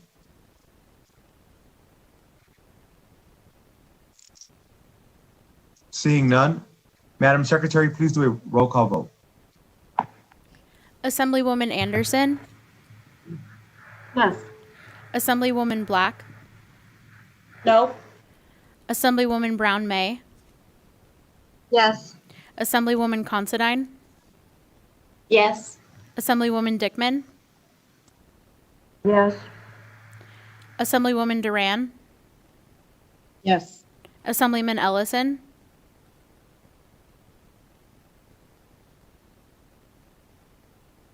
Assemblyman Ellison, No. Assemblywoman Martinez, Yes. Assemblyman Matthews, No. Assemblyman MacArthur, No. Assemblywoman Thomas, Yes. Assemblywoman Torres, Yes. Chair Flores. Yes. Motion carries. And if I may ask Assemblywoman, well, we'll ask Assemblywoman Howdegi to carry that floor statement. I'm sure she'll be glad to do so. Assemblywoman Howdegi will carry the floor statement. Next on the work session document, we have Assembly Bill 313. Mr. McDonald, please. Assembly Bill 313 revises various provisions governing common interest communities. This was sponsored by Assemblywoman Hanson and heard in this committee on March 31st. We did receive an amendment from Assemblywoman Hanson, and that is attached to your bill packet there. Assemblywoman Hanson proposes to amend the bill to, among other provisions, allow a unit owner a method to opt out of electronic voting, require paper ballots for persons who have not provided an email address, clarify that a mailer to unit owners providing an opportunity to opt out of electronic voting prior to an electronic vote is not required, require the use of third parties to conduct electronic voting, and clarify that a party conducting electronic voting is subject to Nevada law regarding security and privacy of personal information. And I did want to make note that she had submitted another amendment that we failed to get into the work session document. This amendment would delete sections 5 and 6 of the bill. Those sections are related to property insurance. So if you want to take a look at that, that's all we have on this bill. Thank you, sir. Thank you. At this time, I'd like to entertain a motion to amend and do pass Assembly Bill 313. So moved, Vice Chair Torres. Vice Chair Torres has made the motion to amend and do pass Second. Assembly Bill 313. Assemblywoman Dickman has seconded that. Members, any discussion? This is Assemblywoman Durant. I will be, I'm going to reserve my right, but I will vote it out just to get more info on this. Thank you, Assemblywoman. Members, any additional discussion? Members, please unmute yourselves. All those in favor, please signify by saying aye. Aye. Aye. Aye. Those against say nay. Motion carries unanimously. And if I may ask that Assemblywoman Krasner carry that floor statement. I think I see her on here, but we'll have Assemblywoman. Chair, sorry, this is Vice Chair Torres. That was Assemblywoman Hansen's bill. Oh, excuse me, my apologies. Assemblywoman Hansen, thank you for the clarification. We'll have Assemblywoman Hansen carry that floor statement. Thank you. Next on the work session document, and I was getting my numbers here confused, is Assembly Bill 333. Mr. McDonald, please. Thank you, Chair. Assembly Bill 333 makes changes to provisions related to land use planning. This was sponsored by Assemblywoman Krasner and others and heard in this committee on April 2nd. The bill establishes deadlines for filing a memorandum of points and authorities, serving and filing a reply memorandum of points and authorities, and requesting a hearing. We do have an amendment that was submitted by Assemblywoman Krasner that you can take a look on the next page of the work session document. This amendment would provide that in counties with a population of more than 100,000 but less than 700,000, the retention or detention of stormwater flows resulting from development is not subject to the appropriation procedures for beneficial use when retained or detained for the purpose of flood control or stormwater management if the retention or detention does not impair pre-development flows or recharge to surface or groundwater sources downstream of the development. And then it also provides a definition for developed stormwater flows to mean the increase of surface stormwater runoff in excess of pre-development conditions created by or attributable to the construction of man-made impervious surfaces as a part of the development of land. That is all the amendments we have for that bill. Thank you, sir. Thank you, Mr. McDonald. And I was getting my numbers confused. This is Assemblywoman Krasner's bill. Members, at this time, I'd like to entertain a motion to amend and do pass Assembly Bill 333. So moved, Black.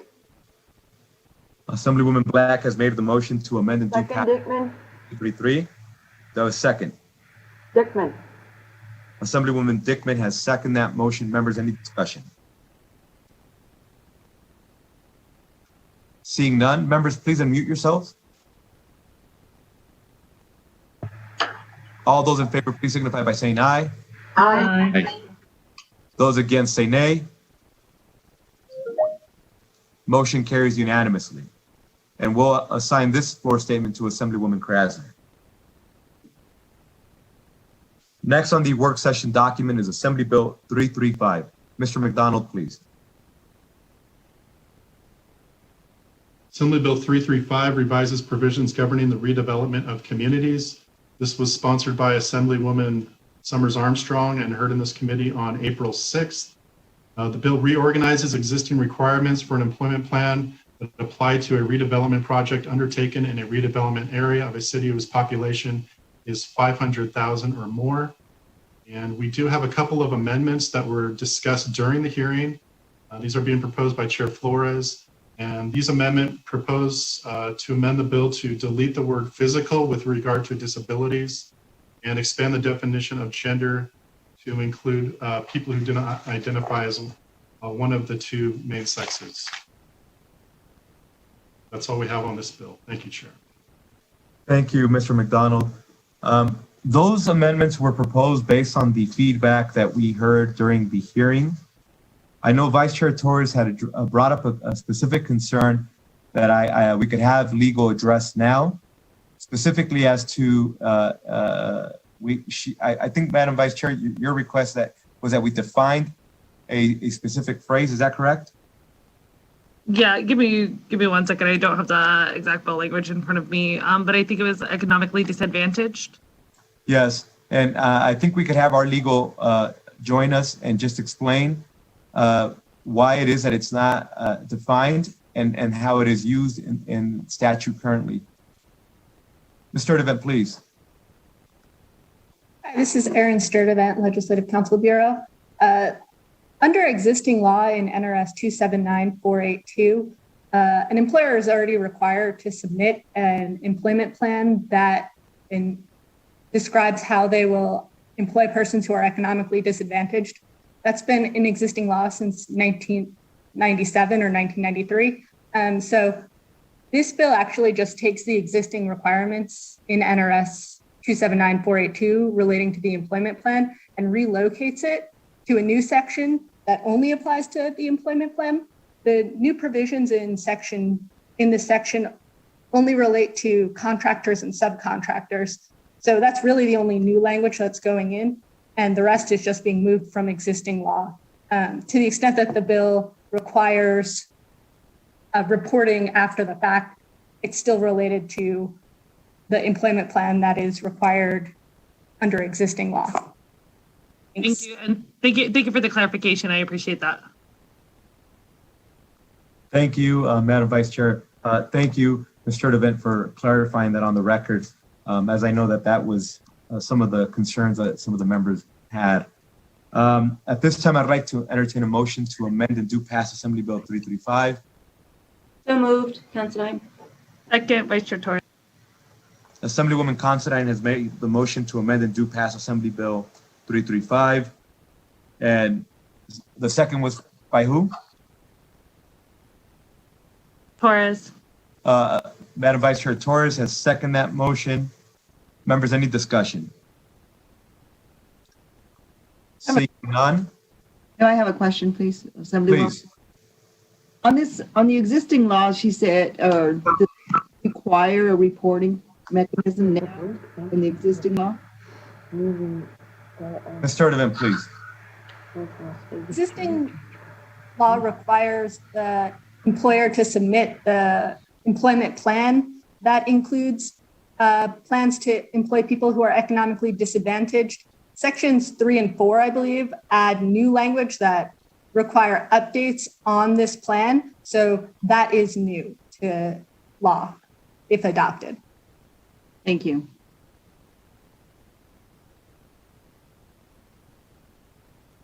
Members, any additional questions or discussion? Seeing none, Madam Secretary, please do a roll call vote. Assemblywoman Anderson, Yes. Assemblywoman Black, No. Assemblywoman Brown May, Yes.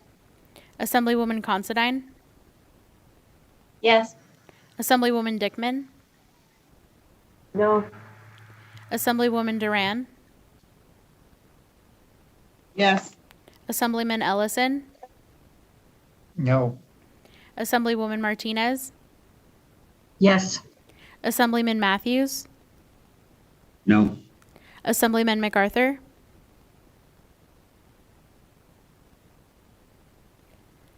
Assemblyman MacArthur,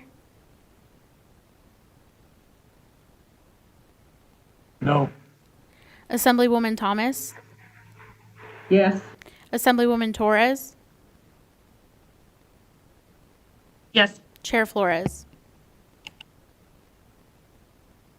Yes.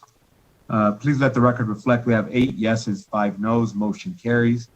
And we'll ask Assemblywoman Summers Armstrong to carry her own floor statement.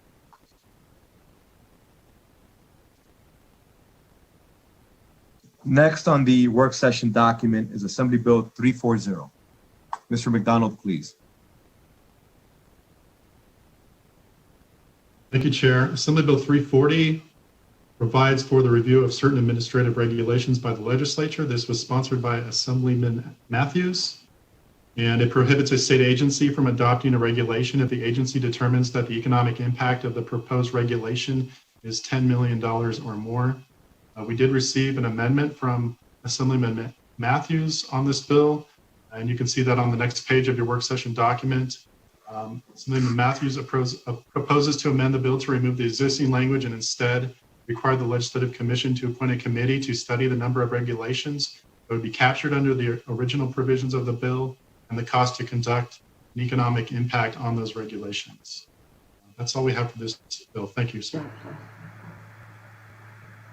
Thank you, Mr. McDonald. At this time, I'd like to entertain a motion to amend and do pass Assembly So Bill moved, Dickman. Second, Black.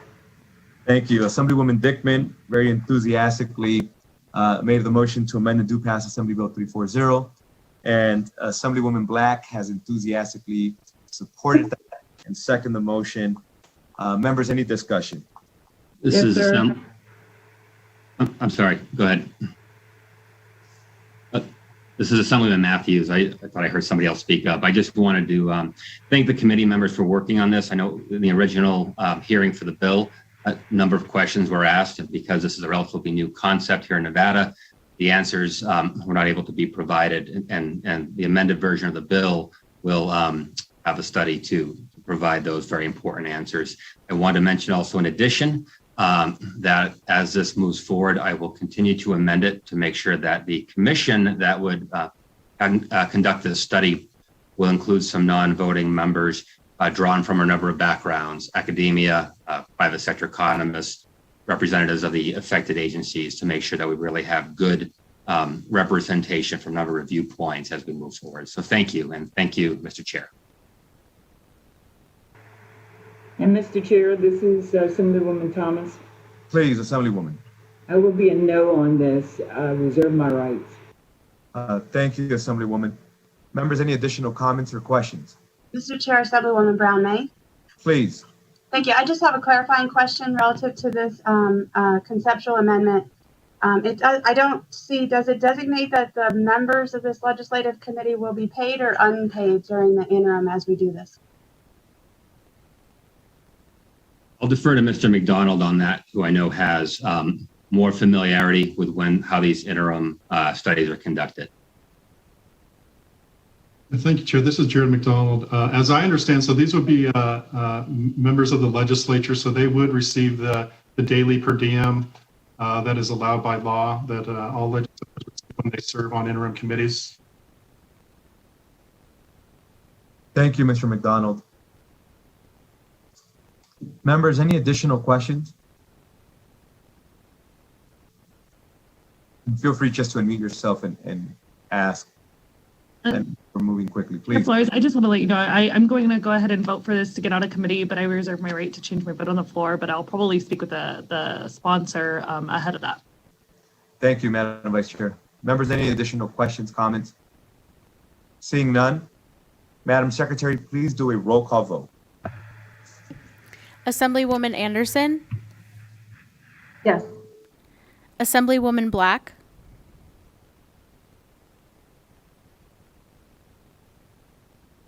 Assemblywoman Black, Assemblywoman Brown May, Yes. Assemblywoman Considine, Yes. Assemblywoman Dickman, Yes. Assemblywoman Duran, Yes. Assemblyman Ellison, Yes. Assemblywoman Martinez, Yes. Assemblyman Matthews, Yes. Assemblyman MacArthur, Yes. Assemblywoman Thomas, No. Assemblywoman Torres, Yes. Chair Flores. Yes. If we could please go back to Assemblywoman Black. I believe she was having some issues with audio, but I think she is good now. I am a yes. Thank you. And you did second the motion, Assemblywoman, but we just wanted to make sure we got it clear on the record. Our very enthusiastic Assemblywoman Black is a yes, and that puts us at 12 yeses, 1 no. Motion carries. And Assemblyman Matthews, if we could ask that you carry your own floor statement. Thank you. Thank you, Assemblyman Matthews. At this time, we'd like to go to Assembly Bill 365. Mr. McDonald, please. Assembly Bill 365 provides provisions related to governmental administration. This was sponsored by Assemblywoman Peters and others and heard on this committee on April 1st. It declares that it is the public policy of the state that persons employed by the state be afforded respect, dignity, and equity in the workplace. The provisions of the bill also require a number of reporting situations or reports that go to state government regarding certain actions in the workplace that are not necessarily unlawful. We do not have any amendments on this bill. Thank you, sir.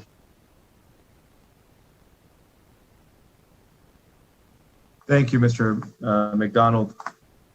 At this time, I'd like to entertain a motion to amend and do, excuse me, are we amend and do pass, Mr. McDonald? Yeah, we have no amendments on this bill. Excuse me. At this time, I'd like to entertain a motion to do pass Assembly Bill 365. So moved. Second, Vice Chair Torres. Was that Assemblywoman Thomas? Yes, sir. Assemblywoman Thomas has made the motion to do pass Assembly Bill 365. And do I have a second? Second, Torres. Vice Chair Torres has seconded that motion. Members, any discussion? Seeing none, Madam Secretary, please do a roll call vote. Assemblywoman Anderson, Yes. Assemblywoman Black, No. Assemblywoman Brown May, Yes. Assemblywoman Considine, Yes. Assemblywoman Dickman, No.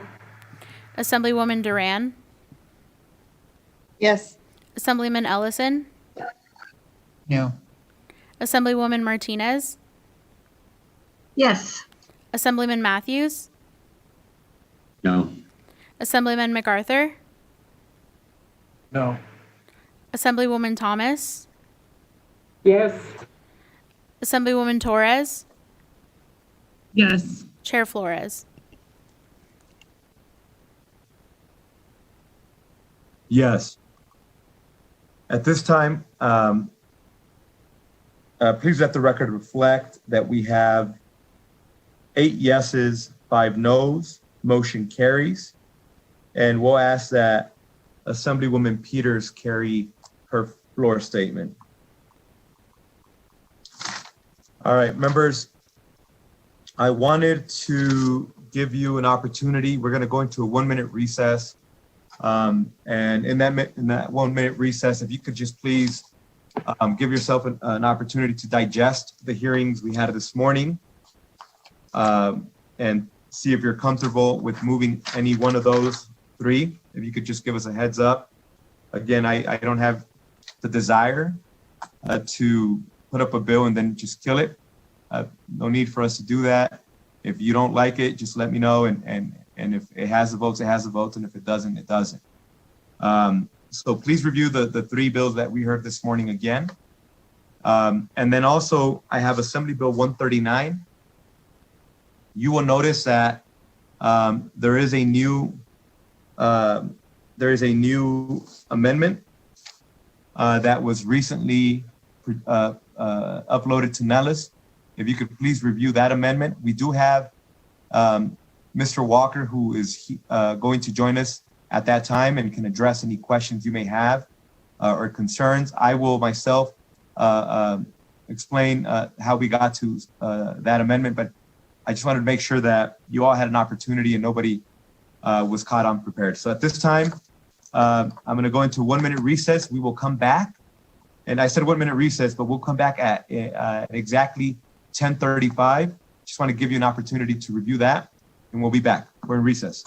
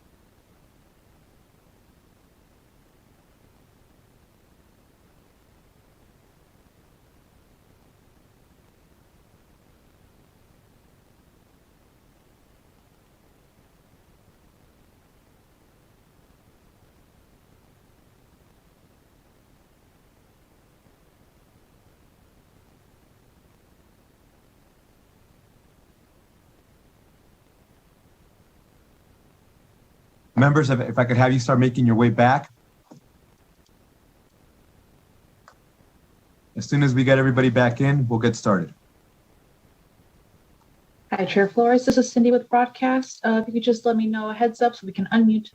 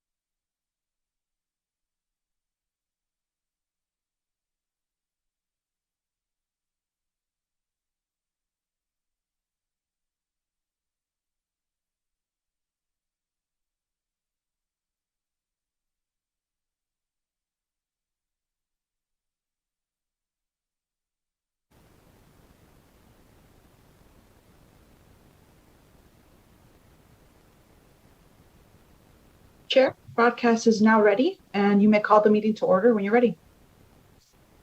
Thank you. The Assembly Committee on Government Affairs will come back to order. Members, thank you for working with us on such a hectic day.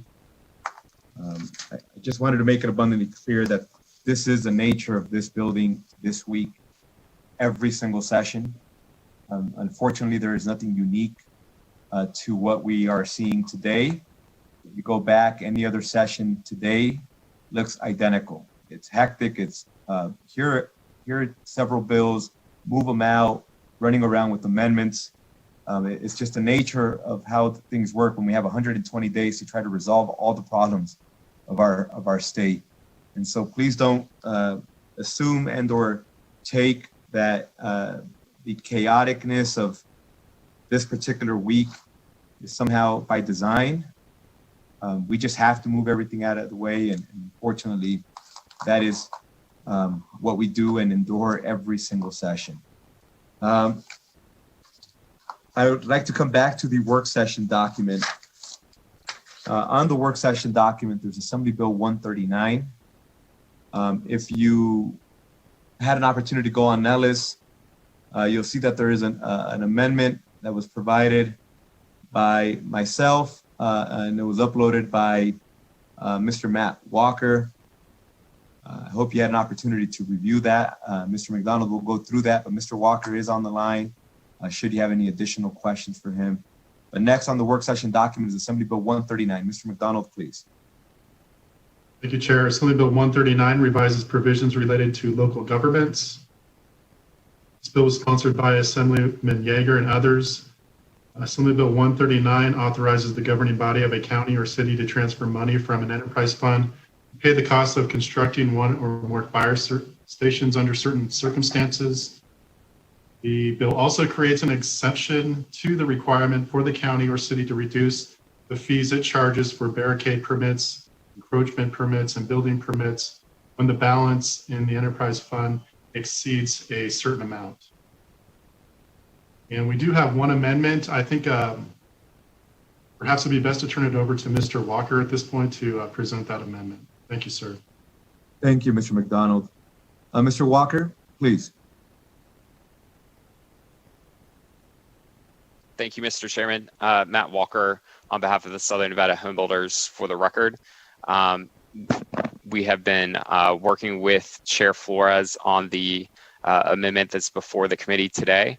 I believe that the intent is to, the intent of the bill as presented to this committee was to accelerate the construction of fire stations in a fast growing area and put folks back to work in a time where some larger prevailing wage projects are coming to a close.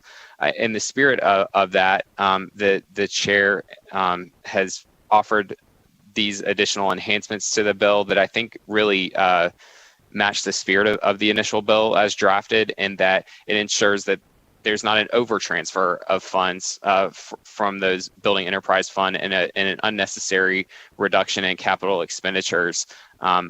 So I think this really helps us hit the sweet spot and dial in how that process works by ensuring that the project is designed, bid, and once you know what the actual dollar figure is and what the additional need is, that only those funds are transferred over to facilitate the construction of the fire station. So again, I appreciate the committee working with us in a dynamic environment and happy to answer any questions that the committee might have. Thank you, Mr. Walker. And I just wanted to put on the record, I appreciate his hard work on this bill and being so open to addressing some concerns that I had, and I just wanted to make sure that I put on the record my gratitude for his professionalism and Assemblyman Yeager's willingness to work with me. So members, at this time, I'd like to entertain a motion to amend and do pass Assembly Bill 139 with the amendment that I have, my conceptual amendment that is uploaded on Nellis. So moved, Dickman. And is that Assemblywoman Dickman? Yes, sir. Assemblywoman Dickman has made the motion to amend and do pass Assembly Bill 139 with the conceptual amendment uploaded to Nellis, proposed by me. Do I have a second? Second, Assemblywoman Torres. Mr. Chair. Torres has seconded that motion. Members, any discussion? Yes, Mr. Chair. Mr. Ellison, please. Yes. You know, I really like this bill because it looks like it's going to be paid out of the construction fund. My biggest problem is, and I'm going to vote to get this out, but the problem I got is I really want them to tell me if this is going to create a precedence. If it isn't, then I've got to oppose the bill because there's a lot of little enterprise funds out there that could be used in other projects. So that's what I want to find out, and I want to know that strongly, but maybe the speaker just now could answer that. But my biggest fear is it create a precedence on any kind of enterprise fund. Thank you, Assemblyman Ellison, for stating that on the record. You are echoing my sentiment precisely, which is in fact why we went about this particular amendment. The objective is to ensure that we're not moving in that direction. But Mr. Walker can walk us further through that if he has any additional comments that he'd like to put on the record. Thank you, Mr. Chair. I'll be brief. Matt Walker for the record on behalf of the Southern Nevada Home Builders Association, through you to Assemblyman Ellison. This bill, as currently proposed, only applies to local governments with an enterprise fund that's been established, an enterprise fund reserve balance that's in excess of the current statutory requirements, and only in counties larger than 700,000. So my understanding and speaking with all local government stakeholders is that this would only apply to Clark County and only applies in the unique set of circumstances where we had several very large projects that built a very healthy fund reserve, hit a scenario where we had a lack of funds because coming out of the Great Recession, the funds had never been made to recover to keep up with the need for fire service in the southwest portion of Clark County. And so we've now indexed those fees going forward. We've also, again, have a very healthy fund reserve. So I think it's a very unique set of circumstances, and would certainly hate for anybody to extrapolate this policy and this very unique set of dynamics and circumstances to somehow mean that this is a piggy bank for other types of projects. This is directly tied to construction need. And will serve and benefit the folks that paid in to this fund in the first place. And those are all really critical elements and protections that we think are important should the legislature consider a similar policy going forward. So I know that was not brief, Chairman, but I appreciate your indulgence on that. Thank you, Mr. Walker. Thank you, Mr. Walker. Though I think that was incredibly important to put that on the record. And Assemblyman Ellison, I appreciate you bringing up that issue, and obviously your experience in this committee is showing through that line of questioning. Members, any additional questions, remarks? I have a remark, if you'd allow it, Mr. Chair. Woman Black, please. Yeah, I just want to echo the sentiments of the chair and of Assemblyman Ellison and say that I really don't want to vote for this bill. I hope this is a one-time thing because I would never vote for something like this in the future. I hope that the fees get fixed like we discussed so that there's not a giant sum of money just sitting there that we can use for something else. Because as I said during the hearing, there's always going to be something else that you'll need that money for. So thank you. Thank you, Assemblywoman Black. And I do think that it is good precedent for us to engage in this conversation, primarily for those of you who have had an opportunity to sit on this committee for the first time this session. It's important that we be just very vigilant and committed to ensuring that when we have a specific fund for a very specific purpose, and then that we're trying to utilize that fund for anything else, that you all obviously should be vigilant and concerned about that. So members, any additional comments or questions? Seeing none, thank you again, Mr. Walker. Madam Secretary, please do a roll call vote. Assemblywoman Anderson, Yes. Assemblywoman Black, Yes. Assemblywoman Brown May, Yes. Assemblywoman Considine, Yes. Assemblywoman Dickman, Yes. Assemblywoman Duran, Yes. Assemblyman Ellison, Yes. Assemblywoman Martinez, Yes. Assemblyman Matthews, Yes. Assemblyman MacArthur, Yes. Assemblywoman Thomas, Yes. Assemblywoman Torres, Yes. Chair Flores. Yes. Motion carries unanimously. Please let the record reflect that we'll ask Assemblyman Yeager to do the floor statement on Assembly Bill 139. With that, members, we had 3 bills that we heard this morning. And at this time, I would entertain the motion for us to move Assembly Bill 338. Should we have a desire as a committee to do so? Please. I move to pass Assembly Bill 338. Sorry, I lost my train of thought. Second, Assemblywoman Martinez. Assemblywoman, Vice Chair Torres has made the motion to do pass Assembly Bill 338 as presented this morning. And Assemblywoman Martinez has seconded that. Members, any discussion? I do want to make a statement if Please, I might. Assemblywoman, please. So in looking at these bills, they were all introduced over 2 weeks ago. I understand that the rules have been changed and that you can change the rules and that historically maybe the rules have been changed, but that doesn't make it right. And so I'm going to be a no on any of these bills that we move forward today because we did spend 3 weeks of the beginning of this session pretty much doing nothing. So maybe we shouldn't be doing that in future sessions. Thank you, Assemblywoman. Members, any additional discussions, comments, concerns? I have a comment, Chair. Madam Vice Chair, please. Thank you. I just want to thank the chair for making sure that we consistently follow the process and that we're consistently following the rules and ensuring that we're hearing bills as quickly as possible.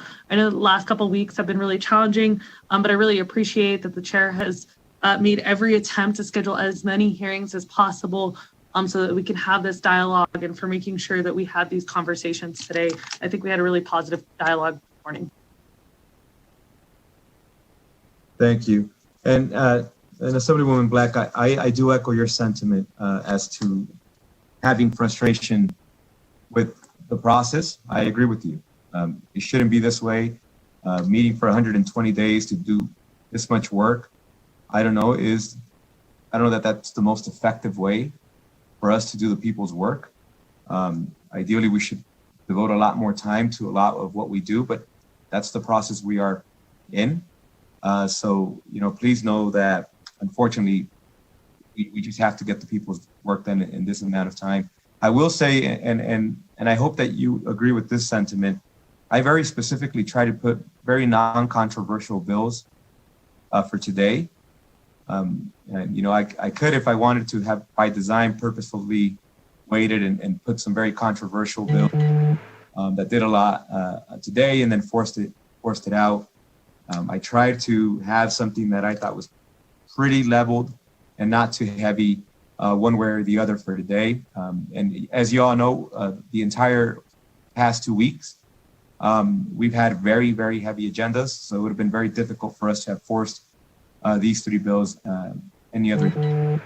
Again, I do echo the sentiment, but this, again, was not by design. It is just how the process works. Would you humor me, Mr. Chair? I just want to go on record and say that's not a personal attack on you, and I'm not criticizing you. I want to make that abundantly clear. It's the system, and it's not you. So please do not take that as a personal attack. That was not geared towards you.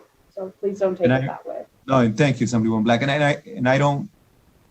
I don't take it any way other than I agree with you that the process could be a lot smoother and easier if we changed a lot of how we run this whole building. But unfortunately, this is what we got, and we have to go with it. But I agree. I honestly agree with your sentiment. So thank you, Assemblywoman. Members, any additional comments, questions? Seeing none, Madam Secretary, please do a roll call vote. Assemblywoman Anderson, Yes. Assemblywoman Black, No. Assemblywoman Brown May, Yes. Assemblywoman Considine, Yes. Assemblywoman Dickman, No. Assemblywoman Duran, Yes. Assemblyman Ellison, No. Assemblywoman Martinez, Yes. Assemblyman Matthews, No. Assemblyman MacArthur, No. Assemblywoman Thomas, Yes. Assemblywoman Torres, Yes. Chair Flores.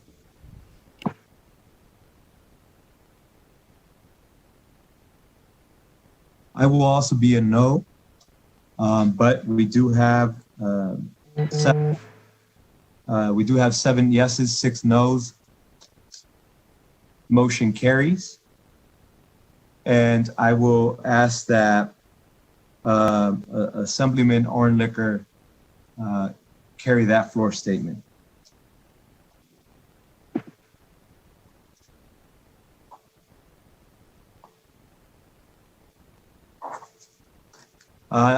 Next, I'd like to entertain a motion to do pass Assembly Bill 362 as presented this morning. So moved, Vice Chair Torres. Second, Anderson. Vice Chair Torres has made the motion to do pass Assembly Bill 362 as presented this morning. We had a second by Assemblywoman Anderson, is that correct? Yes, please. And Assemblywoman Anderson has seconded that motion. Members, any discussion? Assemblyman Matthews, briefly, I'll be a yes today. Will reserve my rights. Thank you. Thank you. Members, any comments, Chair questions? Flores? Chair, Yes. can I just ditto Assemblyman Matthews? Understood. Thank you. Thank you. Members, any additional questions, comments? Seeing none, Madam Secretary, I'll vote. Assemblywoman Anderson, Yes. Assemblywoman Black, No. Assemblywoman Brown May, Yes. Assemblywoman Considine, Yes. Assemblywoman Dickman, Oops, yes. Assemblywoman Duran, Yes. Assemblyman Ellison, Yes. Assemblywoman Martinez, Yes. Assemblyman Matthews, Yes. Assemblyman MacArthur, No. Assemblywoman Thomas, Yes. Assemblywoman Torres, Yes. Chair Flores. Yes, please let the record reflect. We have 11 yeses, 2 noes. Motion carries. And if I may ask, Assemblywoman Torres, if you could please do that floor statement. Yes, thank you. Our Madam Vice Chair Torres will do the floor statement in Assembly Bill 362. Lastly, this morning we heard Assembly Bill 397. At this time, I would entertain a motion to do pass Assembly Bill 397 as presented this morning. May I make a motion instead to amend possibly with the Yes. concerns that I've asked? Assemblywoman Anderson, please. If I may make a motion instead to amend and do pass with the conceptual, verbal amendment this time, to make sure to include the training in sections 2.2 and 3.2.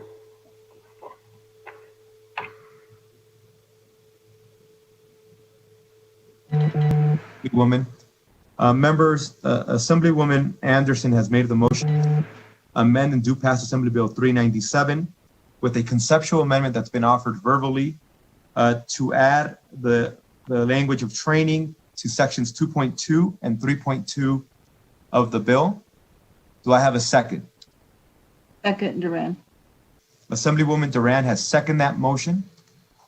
Members, any discussion? Mr. Chair, Assemblyman Matthews again, if I may, I will also be yes on this, once again reserving my right. Assemblyman Matthews, thank you. Members, any additional discussion, comments? Dickman, ditto Andy. Chairman, I'm sorry, Assemblyman Matthews. Ditto 3. Thank you. Members, any additional comments? Seeing none, Madam Secretary, please call roll. Assemblywoman Anderson, Yes. Assemblywoman Black, No. Assemblywoman Brown May, Yes. Assemblywoman Considine, Yes. Assemblywoman Dickman, Yes. Assemblywoman Duran, Yes. Assemblyman Ellison, Yes. Assemblywoman Martinez, Assemblywoman Martinez. Yes. Thank you. Assemblyman Matthews, Yes. Assemblyman MacArthur, No. Assemblywoman Thomas, Yes. Assemblywoman Torres, Yes. Chair Flores. Yes. Thank you. The motion carries. And if I could ask that Assemblyman Matthews, would you be comfortable doing that floor statement? Yes, Mr. Chair, thank you. Thank you. Assemblyman Matthews will do the floor statement for Assembly Bill 397. That is the conclusion of our work session document. At this point, the only item left on the agenda is public comment. I'd like to remind those of you wishing to testify or join us for public comment that this, again, is not a time for you to reopen a hearing. We've already done that. This is a time for you to speak about general matters that fall within the purview of the committee.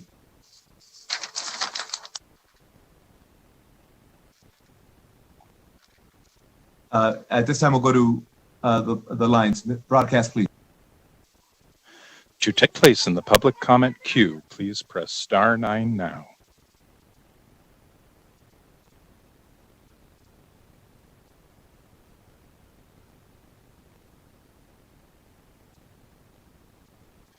Again, to take place in the public comment queue, please press *9 now.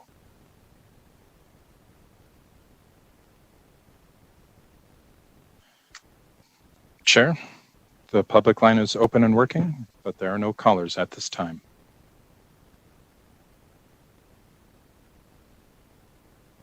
Thank you.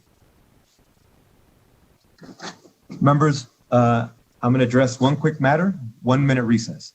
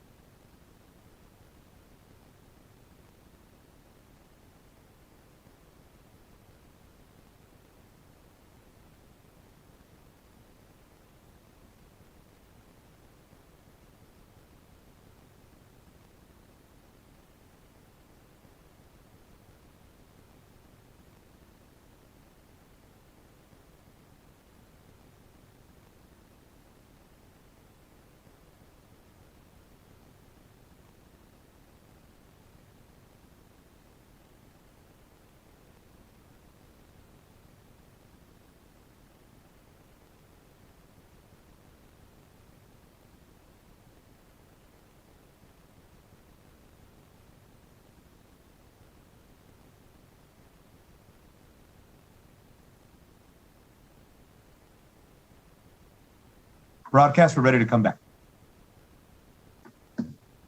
Yes, Chair. One moment, please. Thank you.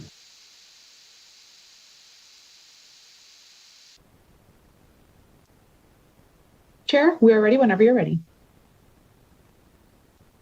The Assembly Committee on Government Affairs will come back to order.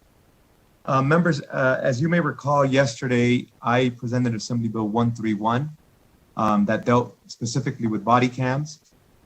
We had some opposition, both from local jurisdictions and law enforcement themselves. And while I had the opportunity to co-present that bill with the police union and some members of law enforcement who support it, I recognize that there's still a lot of work to do. I don't want to put the committee in a position to have to vote out a bill that still needs a lot of work, but I think we can get there. And it is my commitment to all of you that I will continue to work the bill.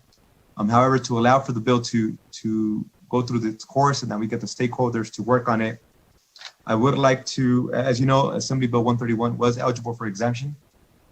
So at this time, I would like to entertain a motion to re-refer without recommendation Assembly Bill 131 to Ways and Means. So moved, Vice Chair Torres. Assemblywoman Vice Chair has made the motion to re-refer without recommendation Assembly Bill 131 to Second. Committee on Ways and Means. Assemblywoman Considine has seconded that. Members, any discussion? Seeing none, Madam Secretary, if you could please do a roll call vote. Assemblywoman Anderson, Yes. Assemblywoman Black, No. Assemblywoman Brown May, Yes. Assemblywoman Considine, Yes.